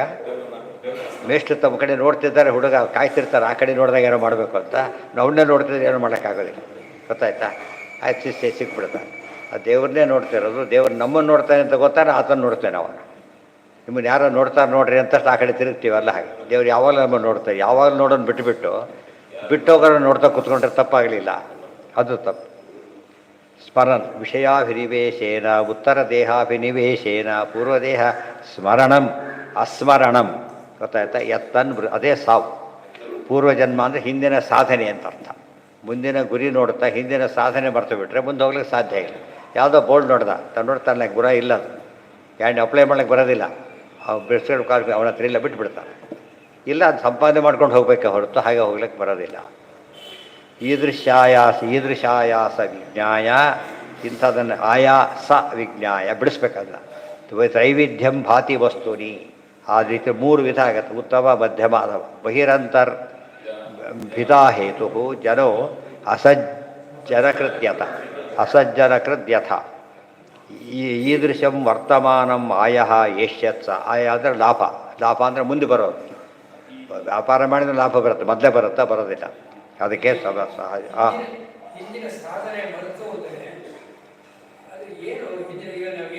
ಇವತ್ತು 2ನೇ ಅಧ್ಯಾಯ ಓದಬೇಕು. ಮೊದಲನೇ ಅಧ್ಯಾಯ ಗೊತ್ತಿರಬೇಕಿಲ್ಲ ಅಷ್ಟೇ. ಅದಕ್ಕೆ ಹಿಂದಿನ ಸಾಧನೆ ಅಂದರೆ ಅದು ಈ ಅರ್ಥ ಅಲ್ಲ. ಅದಕ್ಕೆ ಹಿಂದೆ ಅಂದರೆ ಯಾವ ವಸ್ತು ನೋಡೋಕೆ ಕೊಟ್ಟಿದ್ದೀರಿ, ಸಾಧನೆ ಮಾಡೋಕ್ಕೆ ಕೊಟ್ಟಿದ್ದೀರಿ, ಹಿಂದಿನ ಅದು ಸಿದ್ಧಿ, ಇದು ಸಾಧನ. ಸಾಧನದ ಇಲ್ಲೇ ಹೋದರೆ ಮಾಡೋಕ್ಕೆ ಬರೋದಿಲ್ಲ. ಯಾವುದೇ ಪದಾರ್ಥಕ್ಕೆ ಅವ್ರು ಯಾವುದೋ ಒಂದು ಇದು ಸೀಟ್, ಮೆಡಿಕಲ್ ಸೀಟ್ ಕರೆದಿದ್ದಾರೆ, ಇವ್ನು ಮೆಡಿಕಲ್ ಓದೇ ಇಲ್ಲ, ಆದ್ದರಿಂದ ಬಿಟ್ಟುಬಿಡ್ತಾರೆ, ಆ ಕಡೆ ಹೋಗೋದಿಲ್ಲ. ಎಷ್ಟೇ ಅವ್ನು ಬೇಕಾದಿರು, ಅಯ್ಯೋ ಮೂಲ ಅರ್ಹತೆಯೇ ಅವನಿಗಿಲ್ಲ. ಬೇಸಿಸ್ ಕಾರಣ ಕಾರ್ಯ ಸಿಂಪಲ್ಲಾಗಿ ಹೇಳೋದಾದರೆ ಯಾವುದೇ ಕಾರ್ಯಕ್ಕೆ ಏನಿರಬೇಕು, ಯಾವಾಗಲೂ ಸರಿಯಾದ ಕಾರಣ ಇರಬೇಕು. ಆ ಕಾರಣ ಇಟ್ಕೊಳ್ಳೋದೇನೆ. ಬರೀ ಗುರಿ ನೋಡ್ತಿದ್ರೆ ಅರ್ಥ ಇಲ್ಲ. ಗೊತ್ತಾಯ್ತಾ? ಗುರಿ ನೋಡಿದ ಮೇಲೆ ಸಾಧನೆ ತಯಾರಾಗಬೇಕೀಗ. ಈ ಎರಡು ಬಿಟ್ಟು ಯಾವ ಇರಲೆವೆಂಟ್ ಅಂತೀವೋ ಹಾಗೆ. ಅವನು ಬ್ಯಾಚ್ ನೋಡೋದಕ್ಕೂ ಪಾಸ್ ಆಗೋದಕ್ಕೂ ಸಂಬಂಧನೇ ಇಲ್ಲ. ಗೊತ್ತಾಯ್ತಾ? ಖುಷಿಯಿಂದ ನೋಡಿ ಕುತ್ಕೊಂಡ್ಬಿಡ್ತಾನೆ ಹೋಗಿ ಆ ಕಡೆ. ಎಷ್ಟು ತಪ್ಪಾಗಲಿಲ್ಲ. ನಾವು ಮಾಡೋದೆಲ್ಲ ಹಾಗೆ. ನಾವು ಏನು ಸಾಧನೆ ಮಾಡೋಕ್ಕೆ ಕೊಟ್ಟಿದ್ದೇವೆ, ನಾವು ಮಾಡ್ತಿರೋದೆಲ್ಲ ಆಪೋಸಿಟ್ ಕೆಲಸ. ಗೊತ್ತಾಯ್ತಾ? ಗುರಿ ಮಾತ್ರ ಅಲ್ಲಿ ಹೋಗಿ ಮುಕ್ತಿ ಆಗ್ತಾನೆ ಇವನೀಗ. ಓದೋ ಕತೆ ಪುಸ್ತಕ ಪಾಸ್ ಆಗ್ಬೇಕಾದ್ರೆ ಹೇಗೆ ಆಗ್ತಾನೆ? ಟೆಕ್ಸ್ಟ್ ಬುಕ್ ಓದಿರ್ತಾನೆ ಪಾಸ್ ಆಗೋದು. ಇವು ಸಾವಿರಾರು ಬೇರೆ ಓದ್ತಾರೆ ಗತಿಗೆ, ಕಾದಂಬರಿ ಸಾವಿರಾರು ಓದ್ತಾರೆ. ಅದು 4 ಓದಿದ್ರೆ ಸಾಕಾಗ್ತಿತ್ತು. ಅದೇ ದಡ್ತಾರ ಅಂತಾರೆ. ಅದು ಹಾಂ, ಯಾರು? ಹೌದು ಹೌದು. ಅದೇ ಹಿಂದಿನ ಸಾಧನೆ ಇತ್ತಲ್ಲ, ಹೇಗೆ ಕೆಲಸಕ್ಕೆ ಬಂತು. ಮೊದಲು ಚಿಕ್ಕವನಾಗಿದ್ದ ಫಸ್ಟ್ ಕ್ಲಾಸಾಗಿ ಓದಿಬಿಟ್ಟಿದ್ದ, ಹೆಚ್ಚು ಅಪ್ರೋಕ್ಷ ಜ್ಞಾನಿ ಆತ. ಆ ಸ್ಥಿತಿ ಬಂದಿದ್ದ. ಡೈವರ್ಟ್ ಆಯ್ತು ಬಂದು ಹಾಳು ಮಾಡ್ಕೊಂಡ್ಬಿಟ್ಟ. ಆ ಕಾಲಕ್ಕೆ ನೆನಪಿ ಬಂತು, ಎಲ್ಲ ವಾಪಸ್ ಬಂದ್ಬಿಡ್ತು ಇಮಿಡಿಯೇಟ್. ಎಲ್ಲೋ ನಿಧಿ ಮರ್ತು ಬಿಟ್ಟಿದ್ದು, ಸಿಕ್ತು ಅಂತಾರಲ್ಲ ಹಾಗೆ. ಭಿಕ್ಷೆ ಬೇಡ ಕೊಟ್ಟಿದ್ದ, ತಾನು ಕೂಡಿ ಇನ್ನು ಯೋಚನೆ ಅವರೇ ಕೊಡ್ತೀನಿ ನಾನು ಬೇಕಾದ್ರೆ. ಆ ಸ್ಥಿತಿ ಬಂತು. ಮರವು ಬಂದೋಗಿತ್ತು. ದೇವ್ರು ಮರವು ಕೊಡೋದು ಯಾರು? ದೇವರೇ. ಜ್ಞಾನ ಕೊಡೋದು, ನೆನಪು ಕೊಡೋದು ದೇವರೇ. ನಾರಾಯಣ ಅಂತ ಕರೆದಲ್ಲ, ಉಪಯೋಗ ಆಯಿತು. ಹಾಂ, ಹೌದೌದು. ಸಾಧನೆ ಅದೇ ಒಳ್ಳೆಯವನು ಅಂತ ಕೊಟ್ಟ. ಮೊದಲು ಓದಿದ್ದಕ್ಕೆ ಕೊಟ್ಟ, ಇಲ್ಲರೂ ಕೊಡ್ತಿಲ್ಲ. ಜ್ಞಾಪಕದ ಪ್ರಶ್ನೆ ಬರೋದು ಯಾವಾಗ ನೋಡಿದರೆ, ನೆನಪಿದೆ ನೋಡೇ ಇಲ್ಲ ನಿಮಗೆ ಜ್ಞಾಪಕ ಏನಿರುತ್ತೆ ಅಂತ ಕೇಳ್ತಾರೆ. ನಾವು ಓದ್ತಿದ್ರೆ ಅದು ಏನೇ ಆಗಲಿ ಒಂದು ಸಂಸ್ಕಾರ ಉಳಿದು ಬಿಡುತ್ತೆ. ಹಾಗೆ ಇವತ್ತಲ್ಲ ನಾಳೆ ಹೆಲ್ಪ್ ಆಗೇ ಆಗುತ್ತೆ. ಮತ್ತು ಯಾವುದೋ ಶಾಪ್ ನೋಡ್ಕೊಂಡು ದಾರಿ ಸುಮ್ಮನೆ ಬೇಕಿರಲ್ಲ, ಬೇಕಾದ ತಕ್ಷಣ ಅಲ್ಲಿದೆ ಅಂತ ಜ್ಞಾಪಕ ಆಯ್ತು. ಸುಲಭ ಐತೆ, ಹುಡುಕೋದೆಲ್ಲ ತಪ್ಪಲಿಲ್ಲ. ಎಷ್ಟು ಕೆಲಸ ಆಗಿಬಿಡುತ್ತೆ. ಅಲ್ಲಿ ನೋಡಿದ್ದೆ ಬನ್ನಿ ಹೋಗೋಣ ತಕ್ಷಣ ಹೊರಟ್ಬಿಡುತ್ತೆ. ಎಷ್ಟೋ ಸರ್ತಿ ನಮಗೆ ಅರ್ಜೆಂಟ್ ಸಮಯ ಬಂದಾಗ ಅದು ಮರ್ತು ಬಿಟ್ಟರೆ ಎಷ್ಟು ಆಭಾಸ ಆಗುತ್ತೆ. ಅದನ್ನು ಹೇಳಿದೆ. ಭವತಿ ವಿಜ್ಞಾಯ ವಸ್ತುನಿ, ಒಟ್ಟಿಗೆ ಯಾವ ಸಾಧನೆ ಮಾಡೋಕ್ಕೆ ಹೊರಟಿದ್ದೇವೋ ಆ ಸಿದ್ಧಿಗೆ ನಮ್ಮ ಸಾಧನೆ ಇದೆ ಅಂತ ಗಮನಿಸಿ ಮಾಡಿದರೆ ಮಾತ್ರ ಸಾಧ್ಯ, ಇಲ್ಲದವರೆ ಸಾಧ್ಯ ಇಲ್ಲ. ಇತಿವತ್ ಊಟ ಮಾಡಿದ ಬಡಿಸೆಯಲ್ಲಿ ಏನು ಊಟ ಮಾಡ್ತಾನೋ ಅವನು? ಬಡಿಸ್ಬೇಕು ತಾನೆ ಊಟಕ್ಕೆ. ಖಾಲಿ ಕೊಟ್ಟರೆ ಏನು ಮಾಡ್ತಾನೆ? ಅದಕ್ಕೆ ಸಾಧನೆ ಇಲ್ಲದವರೆ ಸಿದ್ಧಿ ಬರೋದಿಲ್ಲ. ಕ್ಷೈಪ್ರೇ ದೀರ್ಘಲೋಪ ಸೂತ್ರ, ಒಳ್ಳೆ ವಿಶೇಷ ಸೂತ್ರ ಇದು. ಕ್ಷೈಪ್ರೇ ದೀರ್ಘಲೋಪ. ಕ್ಷಿಪ್ರ ಅಂದರೆ ಬೇಗ. ಅವಸರ ತೋರಿಸ್ಬೇಕಾದ್ರೆ ಏನು ಮಾಡಿಬಿಡ್ತಾರೆ? ದೀರ್ಘ ಲೋಪ ಮಾಡ್ತಾರೆ. ಕೆಲವೊಮ್ಮೆ ದೀರ್ಘ ಸೇರಿಸ್ತಾರೆ, ಕೆಲವೊಮ್ಮೆ ಲೋಪ ಮಾಡ್ತಾರೆ.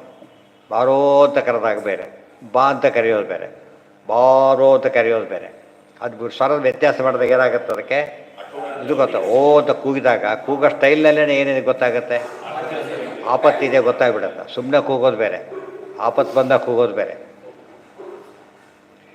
ಕ್ಷೈಪ್ರಿ ದೀರ್ಘಲೋಪ ಇತಿ ಸೂತ್ರ. ಅಯಮೇವ ಆತ್ಮನೋರ್ವಿಶೇಷ ಹೇತು ಯಥಾ ಪ್ರಾಯೋ ಅಸಜ್ಜನಮೇವ ಜನಯತಿ. ಸಾಮಾನ್ಯವಾಗಿ ದುಷ್ಟನ ಮಗ ದುಷ್ಟನೇ ಆಗ್ತಾನೆ. ಹೇಗೋ ಕೆಟ್ಟದ್ರ ಫಲ ಕೆಟ್ಟದೇ. ಇವತ್ತು ಕೊಳ್ತಿತ್ತು, ನಾಳೆ ಸರಿ ಹೋಗುತ್ತೆ ಅಂತ ನೋಡೋದು, ಇನ್ನೂ ಕೊಳ್ತೋಗಿತ್ತು, ಗೊತ್ತಾಯ್ತಾ? ಅದು ಒಳ್ಳೆ ರಿಸಲ್ಟ್ ಮಾಡೋಕ್ಕೆ ಬರೋದಿಲ್ಲ. ಕೆಲವು ಇತ್ತು ಬೆಳೀತಾ ಇದೆ, ಇವತ್ತು ನಾಳೆ ಜಾಸ್ತಿ ಬೆಳೆದಿರುತ್ತೆ, ಅದು ಪಾಸಿಟಿವ್ ಆಗಿದೆ. ನೆಗೆಟಿವ್ ಆಗಿದೆ, ಕೆಟ್ಟ ಪದಾರ್ಥ ಬರ್ತಾ ಬರ್ತಾ ಇನ್ನೂ ಹೆಚ್ಚು ಕೆಡತ್ತೆ ಹೊರತು ಏನಾಗೋದಿಲ್ಲ, ಸರಿ ಹೋಗೋದಿಲ್ಲ. ಅರ್ಥ ಆಯ್ತು? ಆದ್ದರಿಂದ ಕೆಲವು ಪದಾರ್ಥಗಳು ಮಾತ್ರ ಕೆಟ್ಟದ್ದು ಸರಿ ಮಾಡೋಕ್ಕೆ ಬರುತ್ತೆ, ಕೆಲವು ಸರಿ ಮಾಡೋಕ್ಕೆ ಬರೋದಿಲ್ಲ. ಅದಕ್ಕೆ ಜ್ಞಾನ ತಿದ್ಕೊಳ್ಳೋಕೆ ಬರುತ್ತೆ. ಯಾರ ಸಾಮಾನ್ಯ ಯಾವಾಗಲೂ ನಿಯಮ ಅಂದರೆ ಎಕ್ಸೆಪ್ಷನ್ ಇರುತ್ತೆ ಅಂತ ಅರ್ಥ. ಬೇರೆ ಯುಗದಲ್ಲಿ ಭಾರಿ ಎಕ್ಸೆಪ್ಷನ್ನು, ಈ ಕಲಿಯುಗದಲ್ಲಿ ಇಲ್ಲ, ಏನು ಬೇಕಾರಾಗ್ಬೋದು. ಸಾಮಾನ್ಯವಾಗಿ ದುಷ್ಟರ ಮಗ ದುಷ್ಟ ಆಗ ಮಾತ್ರ ಗ್ಯಾರಂಟಿ, ಒಳ್ಳೆಯ ಬಗ್ಗೆ ಗ್ಯಾರಂಟಿ ಇಲ್ಲ. ಅಲ್ಲಿ ಒಂದು ಗ್ಯಾರಂಟಿ ಇದೆ, ಈ ಗ್ಯಾರಂಟಿ ಇಲ್ಲ. ಕೊಡ್ತದ್ದು ಗ್ಯಾರಂಟಿ ಕೊಡುತ್ತೆ, ಗ್ಯಾರಂಟಿ ಒಳ್ಳೇದು ಹಾಗೆ ಇರುತ್ತೆ ಅಂತ ಗ್ಯಾರಂಟಿ ಏನಿಲ್ಲ. ಕೆಲವೊಮ್ಮೆ ಕೆಟ್ಟೋಗ್ಬಿಡ್ಬೋದು. ಇತಿ ಸ್ಯಾತ್, ಆದರೆ ಕರೆಂಟ್ ಹೋಗುತ್ತೆ ಅಂತ ಹೇಳಿದಾಗ ಹೋಗುತ್ತೆ, ಹೋಗದಿದ್ದಾಗ ಹೇಳಿದಾಗ ಹೋಗುತ್ತೆ. ಅದರ್ಥ ಅದು ಆಗಿರೋ ಚಾನ್ಸ್ ಇಲ್ಲೇ ಇಲ್ಲ. ಇದು ಹೋಗೋ ಚಾನ್ಸ್ ಮಾತ್ರ ಗ್ಯಾರಂಟಿ. ಇತಿ ಯಥಾ ಪ್ರಾಯೋ ಅಸಜ್ಜನಮೇವ ಜನಯತಿ ಇತಿ ಪಿತೃಜ್ಞಾನ ಪುತ್ರ ದೌರಾತ್ಮ್ಯಂ ಜ್ಞಾಯತೆ. ದೃಷ್ಟಾಂತ ಕೊಡ್ತಾರೆ. ಇವನ ಮಗ ಆ ಗೋವಿಂದ, ಅದು ಎಷ್ಟೋ ಜನ ವರ ನೋಡೋದೇ ಇಲ್ಲ, ಅವ್ರ ಅಪ್ಪನ ನೋಡಿ ಸಾಕು ಮಾರೇ ಅಂದ್ಬಿಡ್ತಾರೆ. ಇವನಿದ್ರೆ ಮಗ ಇಲ್ಲಾಗಿರ್ತಾರೆ ಅಂತ. ಅರ್ಥ ಆಯ್ತಾ? ಏನು ನೋಡ್ಲಿಕ್ಕೆ ಎಷ್ಟೋ ಸಾಕು ಅಂದ್ಬಿಡ್ತಾರೆ ಅಷ್ಟೆ. ಎಕ್ಸೆಪ್ಷನ್ ಇರುತ್ತಾಗ, ಆದರೆ ಅದನ್ನು ಗಮನಿಸ್ಬೇಕು, ಅದು ವೆರಿ ರೇರ್. ಯದ್ಯಚ್ಚಿಷ ಜೀವಂ ಅನಿತ್ಯತ್ವಾತ್ ಅನಾತ್ಮತ್ವಂ ದೇಹಾದಿ ನಿತ್ಯ. ಅನಿತ್ಯವಾದ್ದರಿಂದ ದೇಹಾದಿಗಳೆಲ್ಲ ಏನವು? ಒಂದು ಆತ್ಮ ನಿತ್ಯ, ದೇಹ ಅನಿತ್ಯ. Very simple argument. ಇವೆಲ್ಲ ಅನಿತ್ಯ. ಯಾತಕ್ಕೆಂದರೆ ಜಡ ಪದಾರ್ಥಗಳು. ಜೀವ ನಿತ್ಯ.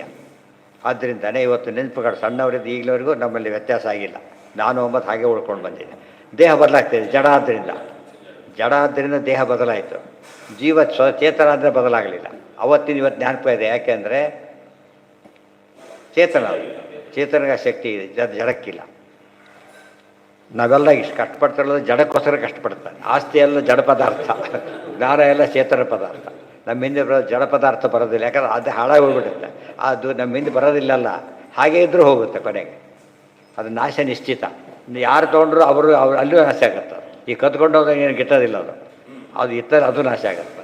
ಆದರೆ ಜ್ಞಾನ ಮಾತ್ರ ನಿತ್ಯ. ಆದ್ದರಿಂದ ಯಾವುದಕ್ಕೆ ಪ್ರಯತ್ನ ಪಡಬೇಕು? ಯಾವಾಗಲೂ ಜ್ಞಾನಕ್ಕೆ ಪ್ರಯತ್ನ ಪಡಬೇಕು.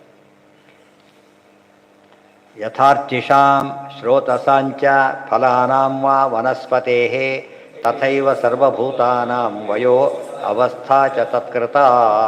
ಸೋಯಂ ದೀಪೋ ಅರ್ಚಿಷಾಂ ಯದ್ವತ್ ಶ್ರೋತಸಾಂ ತದಿದಂ ಜಲಂ ಸೋಯಂ ಪುಮಾನಿತಿ ನೃಪಾಣೃಣಾಂ ವೃಷಾಗೀಭಿರ್ಭಿಃ ವೃಷಾಯುಷಾಂ ಸೋಪಿ ಅಯಮೇವೇತಿ ಜ್ಞಾನಂ ನ ವೃಷಾ. ಆದರೆ ಜ್ಞಾನನ ಹಾಕಿ ತಿಳ್ಕೊಂಡು ಹೋಗಬೇಡಿ, ಜ್ಞಾನ ಮಾತ್ರ ಸಾರ್ಥಕ ಆಗೇ ಆಗುತ್ತೆ. ಯಥಾ ಅರ್ಚಿಷಾಂ ಶ್ರೋತಸಾಂಚ ಫಲಾನಾಂ ವಾ ವನಸ್ಪತಿ. ಯಾವುದೋ ಫ್ಯಾಕ್ಟ್ರಿ ಕೆಲಸ ಮಾಡ್ತಿದ್ದ, ಫ್ಯಾಕ್ಟ್ರಿ ಮುಚ್ಚೋಯ್ತು. ಚೆನ್ನಾಗಿ ಎಕ್ಸ್ಪರ್ಟ್ ಬೇರೆ ಕಡೆ ಎಲ್ಲರೂ ಸಿಕ್ಬಿಡುತ್ತೆ. ಗೊತ್ತಾಯ್ತಾ? ಓನರ್ ಬರೀ ಓದಿಲ್ದೇ ಇನ್ವೆಸ್ಟ್ ಮಾಡಿದ್ದ, ಫ್ಯಾಕ್ಟ್ರಿ ಹೋಯ್ತು, ಕತೆ ಮುಗೀತು. ವರ್ಕರ್ ಜ್ಞಾನ ಇತ್ತು, ಬೇರೆ ಕಡೆ ಸಿಗ್ತಾವೆ.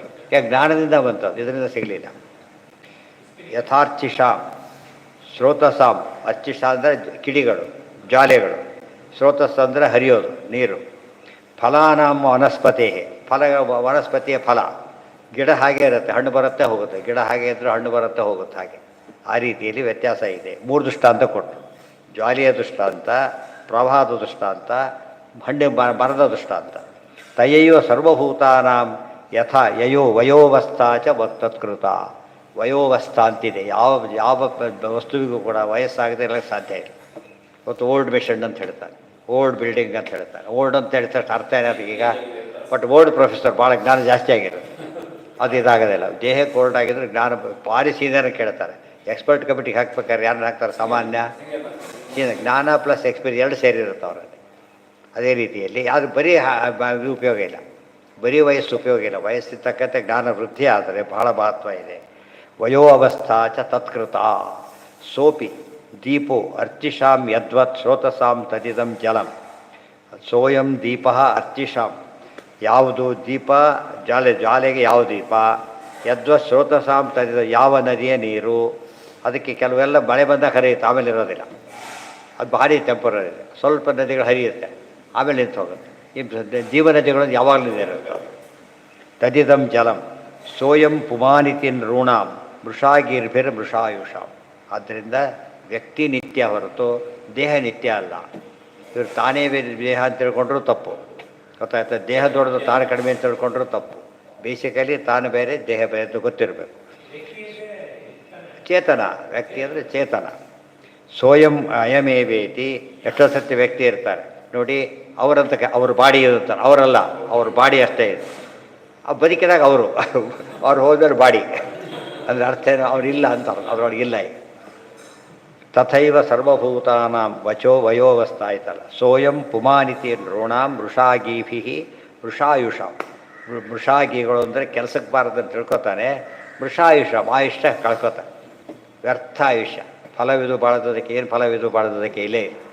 ಒಟ್ಟು ರ್ಯಾಂಕ್ ತೊಗೊಂಡು ಬಂದ, ಓದಿದ್ದಕ್ಕೆ ಫಲ, ಫೇಲಾಗಿ ಬಂದ, ಸಿಟ್ಟು ಬಂದ್ಬಿಡೋದು. ಗೊತ್ತಾಯ್ತಾ?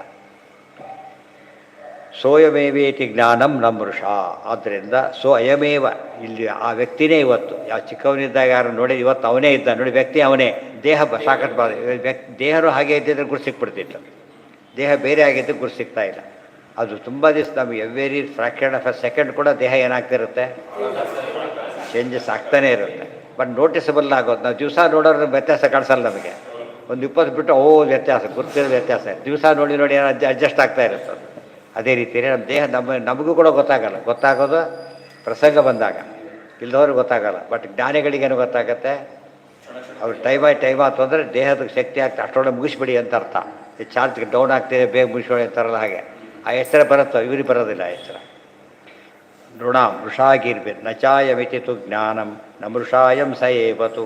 ಸಚಾಯಂ ಎಂಬ ಜ್ಞಾನ ಸುಳ್ಳಲ್ಲ, ಅದೇ ದೇಹ ಅಂಬುದು ಸುಳ್ಳು. ದೇಹದಲ್ಲಿ ಬದಲಾವಣೆ ಆಗಿಬಿಟ್ಟಿದೆ, ಅದಲ್ಲ. ಇತಿ ಜ್ಞಾನಂ ಮೃಷೈವ ಸ್ಯಾತ್ ಭೇದಾಭೇದೋ ವ್ಯತಸ್ತನೋ ಅಭೇದ ಇವ ಜೀವಶ್ಚ. ಅದೆಲ್ಲ ಹೇಳಿದ್ದಾರೆ. ಜೀವಕ್ಕೆ ಅದಕ್ಕೂ ಭೇದಾಭೇದ ಸಂಬಂಧ. ಅಭೇದ ಏವ ಜೀವಶ್ಚ ನಿತ್ಯಂ ಪ್ರತ್ಯೇಕಶಃ ಪೃಥಕ್. ದೀಪ ದೇಹ ನದೀವಾರಿ, ದೀಪ ದೇಹ ನದೀವಾರಿ ಫಲಾದೀನಾಂ ಪೃಥಕ್ ಸ್ವತಃ. ಇದೆಲ್ಲ ಪ್ರವಾಹದ ಹೋತು, ದೀಪ ಚೇಂಜ್ ಆಯಿತು, ಆಮೇಲೆ ಹಣ್ಣುಗಳು ಬೇರೆ ಬಂದು ಸರಿನೇ, ಮರ ಮಾತ್ರ ಅದೇ. ಭೇದಾಭೇದ ಉಪರಿಜ್ಞೇಯವು ಸರ್ವ ಕಾರ್ಯಕಾರಣ. ಇದೇ ರೀತಿಯಲ್ಲಿ ಕಾರ್ಯ ಮತ್ತು ಕಾರಣಗಳಿಗೆ ಯಾವಾಗಲೂ ಏನಿದೆ, ಭೇದಾಭೇದ ಸಂಬಂಧ ಇದೆ. ಇದೆಲ್ಲ ಇಲ್ಲಿ ಬಂದಿತ್ತು ಮೊದಲು ತತ್ವ ವಿವೇಕದಲ್ಲಿ ಬಂದಿತ್ತು. ತತ್ವ ವಿವೇಕದೊಳಗೆ ಗುಣಸ್ಯ, ಆಮೇಲೆ ಬೇಕಷ್ಟು ಕಡೆ ಬಂದಿದೆ. ಮೂಲ ಫಸ್ಟ್ ಬಂದಿದ್ದಲ್ಲಿ ಗುಣಸ್ಯ ಗುಣಿನಶ್ಚೈವ ವ್ಯಾತಿರ್ವ್ಯಕ್ತೋ ತಥೈವ ಚ ತಥಾ ಅವಯವಿ ಅವಯವಯೋ ಕ್ರಿಯಾಯಾ ತದ್ವತಸ್ತಥ. ಏವಂ ಜಡೇಶು ನಿಯಮ ತ್ರಿರೂಪೇ ಅಲ್ಲ ಚಿದ್ರೂಪೇ ಅಭಿದೈವತು ಇತಿ ಚ. ಇದು ತತ್ವವಿವೇಕದ ಮಾತನ್ನು ಸ್ವಲ್ಪ ಆ್ಯಡ್ ಮಾಡಿದ್ದಾರೆ. ಈ ರೀತಿ ಬದಲಾಗೆ ಚೇತನ ಬದಲಾಗೋದಿಲ್ಲ, ಚೇತನಕ್ಕೆ ವಿಕಾರ ಇಲ್ಲ, ಚೇತನಕ್ಕೆ ವೃದ್ಧಿ ಇದೆ ಜೀವರಿಗೆಲ್ಲ. ಇದು ಜ್ಞಾನಾದಿಗಳ ವೃದ್ಧಿ ಇದೆ ಹೊರತು ಏನಿಲ್ಲ, ಅದಕ್ಕಿದ್ದಿಲ್ಲ, ವಿನಾಶ ಇಲ್ಲ. ಜಡಕ್ಕೇನಿದೆ, ನಾಶ ಇದೆ. ಹಾಂ, ಅದು ಬೇರೆ, ಕಾರ್ಯತಾವಾದ ಬೇರೆ, ಇವು ಅದಕ್ಕದಕ್ಕೂ ಸಂಬಂಧನೇ ಇಲ್ಲ. ಅಲ್ಲಿ ಬಂದ ಕಾರ್ಯತಾವಾದ ಏನು ಅಂತ ಕೇಳಿದರೆ, ಎಲ್ಲ ಶಾಸ್ತ್ರಗಳ ಮುಖ್ಯ ಉದ್ದೇಶ ಕಾರ್ಯವನ್ನು ಹೇಳೋದು ಅಂತ ಹೇಳೋದು. ಅದಕ್ಕೆ ಕಾರ್ಯತಾವಾದ. ಅದಲ್ಲ, ಇರೋ ವಸ್ತುವನ್ನು ಹೇಳೋದು ಮುಖ್ಯವಾಗಿ ಅಂತೇಳಿ ಸಿದ್ಧಾಂತ. ಕಾರ್ಯತಾವಾದ ಸಿದ್ಧ ಜ್ಞಾಪಕತ್ವ ನಮಗೆ, ಕಾರ್ಯ ಜ್ಞಾಪಕತ್ವ ಅವರಿಗೆ, ಅದು ಬೇರೆ ವಾದ. ಇದಲ್ಲ, ಜೀವ ಕಾರ್ಯವೇ ಅಲ್ಲ ನಾಶವಾಗಲಿಕ್ಕೆ, ಜೀವ ಕಾರ್ಯ ಅಲ್ಲ. ಕಾರ್ಯ ಅಂದರೆ ಏನು ಕಾರ್ಯ ಅಂದರೆ ಸೃಷ್ಟಿಯಾಗಿ ಬಂದಾಗ ಕಾರ್ಯ ಆಗತ್ತೆ. ಈ ಹಾಲಿದೆ, ಮೊಸರಿದೆ, ಹೆಪ್ಪಾಕಿದ ಮೊಸರಾಯಿತು, ಗೊತ್ತಾಯ್ತಾ? ಅದು ಕಾರ್ಯ, ಇದು ಕಾರಣ. ಜೀವ ಹಾಗೆ ಬಂದಿಲ್ಲ, ಜೀವ ಯಾವಾಗಲೂ ಇದ್ದಾನೆ. ದೇವರು ಕೂಡ ಜೀವ ಸೃಷ್ಟಿ ಮಾಡಿಲ್ಲ, ಅದಕ್ಕೆ ಜೀವ ಕಾರ್ಯ ಅಲ್ಲ. ಆದ್ದರಿಂದ ನಿತ್ಯನಾಗಿಬಿಡುತ್ತೆ. ಕಾರ್ಯವಾಗಿದ್ದ ನಿತ್ಯ ಆಗಲೇಬೇಕು. ಕಾರ್ಯವಾದಾಗ ಅದು ನಾಶ ಇದೆ, ಕಾರಣಕ್ಕೆ. ಬಟ್ ಜೀವ ಎಂದೂ ಕಾರ್ಯ ಅಲ್ಲ, ಆದ್ದರಿಂದ ಏನಾಗೋದಿಲ್ಲ. ಒಂದು ಸ್ಟೇಜ್ ದೇಹ ಹುಟ್ಟಿತು, ಅದು ಕಾರ್ಯ, ದೇಹ ಹೋಯಿತು. ಇದು ಹೋಗಿ ಅವನು ಹೋಗಲಿಲ್ಲ, ಕೆಲಸ ಹೋಯಿತು. ಫ್ಯಾಕ್ಟ್ರಿ ಬಸ್ತು ಕೆಲಸ ಹೋಯ್ತು, ಇವನಿದ್ದಾನೆ, ಆ ರೀತಿಯಲ್ಲಿ ಜೀವನ ನಿತ್ಯತ್ವ ಅಂದರೆ ದೇಹ ಅನಿತ್ಯ, ಜೀವ ನಿತ್ಯ. ಹೊರಗಿರೋ ಪದಾರ್ಥ ಅನಿತ್ಯ ಅಂತ ನಮಗೆ ಅರ್ಥ ಆಗುತ್ತೆ. ನಮ್ಮ ದೇಹನೇ ಅನಿತ್ಯ ಅಂತ ತಿಳ್ಕೊಂಡಿರೋದು, ಅಂತ ತಿಳ್ಕೊಬೇಕು. ನಮ್ಮ ದೇಹನೇ ಅನಿತ್ಯ ಆದ್ದರಿಂದ ಅಷ್ಟರೊಳಗೆ ಸಾಧನೆ ಮಾಡಬೇಕು. ಅನಿತ್ಯ ಪದಾರ್ಥದಿಂದ ಸಾಧನೆ ಆಗುತ್ತೋ ಅಂತ ಕೇಳಿದರೆ ಏನೋ ಸಿಟ್ಟಿಲ್ಲಿ ನೀವು ಸಿಟಿ ಬಸ್ ಹತ್ತೀರಿ, ಕೆಲಸ ಆಯ್ತೋ ಇಲ್ಲ, ಅಲ್ಲಿ ಹಿಡಿದ್ರಿ ಬಂದರೆ ಅನಿತ್ಯ ಪದಾರ್ಥ. ನಿತ್ಯ ಆಗಬೇಕಾಗಿಲ್ಲ ಅದಕ್ಕೆ. ಅನಿತ್ಯ ಪದಾರ್ಥದಿಂದ ಏನು ಉಪಯೋಗಿಸ್ಬೇಕು, ಯಾತಕ್ಕೆ ಉಪಯೋಗಿಸ್ಬೇಕು? ಅನಿತ್ಯ ವಸ್ತುಗಳನ್ನು ಅನಿತ್ಯ ಕಾರ್ಯಕ್ಕೆ, ಅಷ್ಟು ನಿತ್ಯ ಕಾರ್ಯಕ್ಕಲ್ಲ. ಆ ನಿತ್ಯದ ಮೋಕ್ಷ ಆದ್ದರಿಂದ ಅದಕ್ಕೆ ನಾವು ಜ್ಞಾನನೇ ಉಪಯೋಗಿಸ್ಬೇಕು. ಯಾಕೆ? ನಿತ್ಯವಾದ ವಸ್ತು ಅದು ಒಂದೇ ಆದ್ದರಿಂದ ಜ್ಞಾನಕ್ಕೆ ಹೋಗ್ಬೇಕು. ನಿತ್ಯ ಸಾಧನ ಜ್ಞಾನ. ಅದೇ ಅನಾದಿ ಆಕಾಶ ಯಾರು ಸೃಷ್ಟಿ ಮಾಡಿಲ್ಲ, ಆಕಾಶ ಮೊದಲಿಂದ ಇದೆ. ಕಾಲ ಸೃಷ್ಟಿ ಇಲ್ಲ, ದೇವರ ಸೃಷ್ಟಿ ಇಲ್ಲ, ಜೀವನ ಸೃಷ್ಟಿನೂ ಇಲ್ಲ. ಸೃಷ್ಟಿ ಯಾವಾಗಲೂ ಜನಗಳಿಗೆ ಮಾತ್ರ. ಜೀವನಿ ಸೃಷ್ಟಿ ಅಂದರೆ ದೇಹ ಕೊಡೋದಷ್ಟೇ. ಇವತ್ತು ಮಣ್ಣಿದೆ, ಮಡಿಕೆ ಮಾಡ್ದ ಕುಂಬಾರ ಅಷ್ಟೇ. ಮಣ್ಣಿದೆ, ಮಡಿಕೆ ಮಾಡ್ದ. ಅವನು ಹೀಗಂದು ಮಡಿಕೆ ಕೊಡಲಿಲ್ಲ ನಿಮಗೆ, ಗೊತ್ತಾಯ್ತಾ? ಮಣ್ಣು ಕೊಟ್ಟು, ಮಣ್ಣಿ ಜಾಗ ಕೊಟ್ಟು, ಎಲ್ಲ ಕೊಟ್ಟಿದ್ದಕ್ಕೆ ಅವನು ಮಡಿಕೆ ಮಾಡಿಕೊಂಡು ಅಷ್ಟೇ. ಅಂದರೆ ಮಣ್ಣಿನ ಮಡಿಕೆ ಮಾಡೋದು ಬೇರೆ, ಮಣ್ಣನ್ನೇ ಸೃಷ್ಟಿ ಮಾಡೋದು ಬೇರೆ. ಮಣ್ಣಿಗೆ ಸೃಷ್ಟಿ ಇದೆಯಾ? ವಿಕಾರ ಇದೆ. ಬೇಸಿಕಲಿ ಅವ್ಯಕ್ತ ತತ್ವ. ಪಾರಂಬಂತಿ ಹಾಲು ಮೊಸರು, ಎಷ್ಟು ಹಾಲಿನಿಂದ ಮೊಸರಾಯಿತು, ಮೊಸರಿನಿಂದ ಬೆಣ್ಣೆ ಆಯಿತು, ಮಜ್ಜಿಗೆ ಆಯಿತು, ಬೆಣ್ಣೆಯಿಂದ ತುಪ್ಪ ಆಯಿತು, ತುಪ್ಪದಿಂದ ಬೆಳಕು ಬಂತು. ಹಾಲಿನಿಂದ ಬೆಳಕು ಬರೋದಿಲ್ಲ, ಹಾಲು ಹಾಕಿಬಿಟ್ರೆ ನೀವು ಉರಿಯೋದಿಲ್ಲ, ತುಪ್ಪ ಹಾಕಿ ಜ್ವರ ಉರಿ. ನೋಡಿ, ಕಾರಣಕ್ಕಿಲ್ಲದ ಶಕ್ತಿ ಕಾರ್ಯಕ್ಕೆ ಬರುತ್ತೆ. ಜನಗಳಿಂದ ವಿಕಾರಗಳಿದೆ, ಚೇತನಕ್ಕಿಲ್ಲ. ಅದೆಲ್ಲ ಚೇತನಕ್ಕೆ ವೃದ್ಧಿ ಮಾತ್ರ ಇರೋದು. ಅದು ಜ್ಞಾನ ಕ್ರಿಯಾದಿಗಳಲ್ಲಿ ಸ್ವರೂಪ ಚೇಂಜ್ ಆಗೋದಿಲ್ಲ. ಅಣುದೇಹ ಅಣುದೇಹನೇ, ಜೀವನ ಸ್ವರೂಪ ದೇಹ ಅಣು, ಅದು ಎಂದೂ ಚೇಂಜ್ ಆಗೋದಿಲ್ಲ. ಜ್ಞಾನ ಮಾತ್ರ ದೊಡ್ಡದಾಗತ್ತೆ. ಖಾಲಿ ಫ್ಲಾಪಿಗೆ ಸಿ ಡಿ ನೀವು ಲೋಡ್ ಮಾಡಿದರೆ ಹೇಗೋ ಹಾಗೆ ಅಷ್ಟೆ.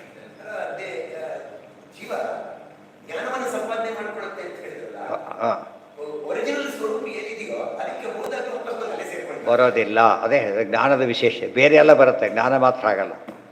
ಬಿಸಿ ಕಾಯಿಸ್ತೆ ಆರಿಯೋಯ್ತು ಹಾಲು, ಬಣ್ಣ ಬಿಳಿ ಬಣ್ಣ ಚೇಂಜ್ ಆಗಲಿಲ್ಲ. ಬಿಳಿ ಬಣ್ಣ ನ್ಯಾಚುರಲ್ ಆದ್ದರಿಂದ ಬಿಸಿ ಹಾಲಿಗೂ ಬಿಳಿ ಬಣ್ಣ ಇದೆ, ಆರಿದ ಹಾಲಿಗೂ ಬಿಳಿ ಬಣ್ಣ ಇದೆ. ಆದರೆ ಬಿಸಿ ಮಾಡಿದ ಬಿಸಿ ಬಂದಿದ್ದು ಯಾವುದಕ್ಕೆ? ಹಾಲಿಗೆ ಹೊರತು ಬಣ್ಣಕ್ಕಲ್ಲ. ಗೊತ್ತಾಯ್ತಾ? ಅದು ಅರ್ಥ ಮಾಡ್ಕೋಬೇಕು. ಸ್ವರೂಪದ ಗುಣ ಬೇರೆ, ಅಕ್ವೈರ್ಡ್ ಗುಣಗಳು, ನಿತ್ಯ ಗುಣಗಳು ಬೇರೆ.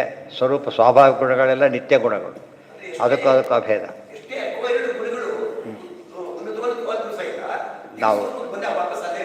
ನಾವು ಮೊದಲು ಫಸ್ಟ್ ವಿಷಯ ಅರ್ಥ ಮಾಡ್ಕೋಬೇಕು.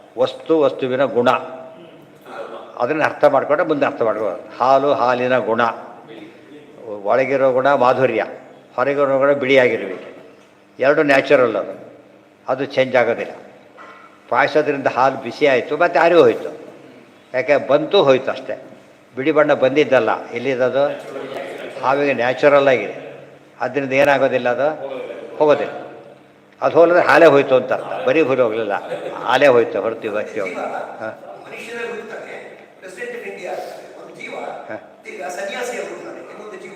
ಹುಟ್ಟು ಸನ್ಯಾಸಿ ಹುಟ್ಟೋರು ಅದು ತೋರಿಸಿ ಯಾರಿದ್ದಾರೆ? ಸನ್ಯಾಸಿಯಾಗಿ ಹುಟ್ಟಿದವರು ಮುಂದೆ ಸನ್ಯಾಸಿ ಆಗ್ತಾನೆ ಅಷ್ಟೆ, ಸನ್ಯಾಸಿಯಾಗಿ ಹುಟ್ಟಿಲ್ಲ ಅಷ್ಟೇ. ಎಲ್ಲಿ ಹೋಗ್ತಾನೆ?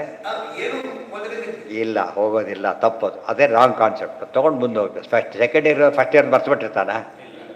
ಫಸ್ಟ್ ಇಯರ್ ಜ್ಞಾಪಕ ಇಟ್ಟಿದ್ದಕ್ಕೆ ಸೆಕೆಂಡ್ ಇಯರ್ ಅರ್ಥ ಆಗೋದು ಅವನಿಗೆ, ಗೊತ್ತಾಯ್ತು. ಈಗ ಫಸ್ಟ್ ಇಯರ್ ಕ್ಲಾಸಲ್ಲಿ ಕೂತಿಲ್ಲ, ಫಸ್ಟ್ ಇಯರ್ದೆಲ್ಲ ತಲೆಯಲ್ಲಿ ಕೂತಿದ್ದೆ.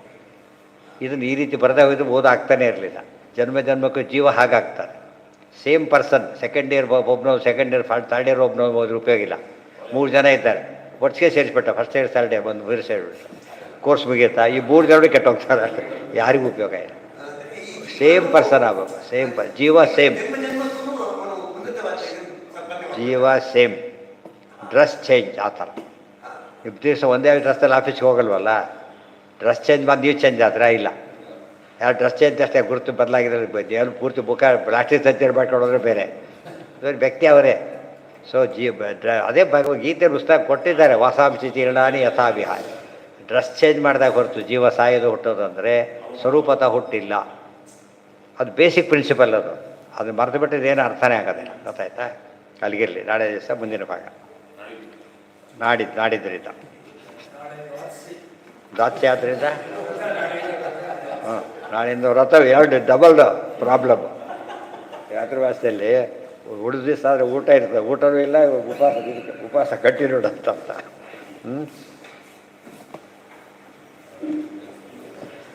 ರಜ ಬಂತ ಎಲ್ಲರೂ ಡಲ್ ಆಗಿಬಿಟ್ಟಿರ್ತಾರೆ. ವ್ರತ ಬಂದ ತಕ್ಷಣ 4 ತಿಂಗಳು ಎಲ್ಲ ಓಡಾಡ್ತಿರ್ತಾರೆ.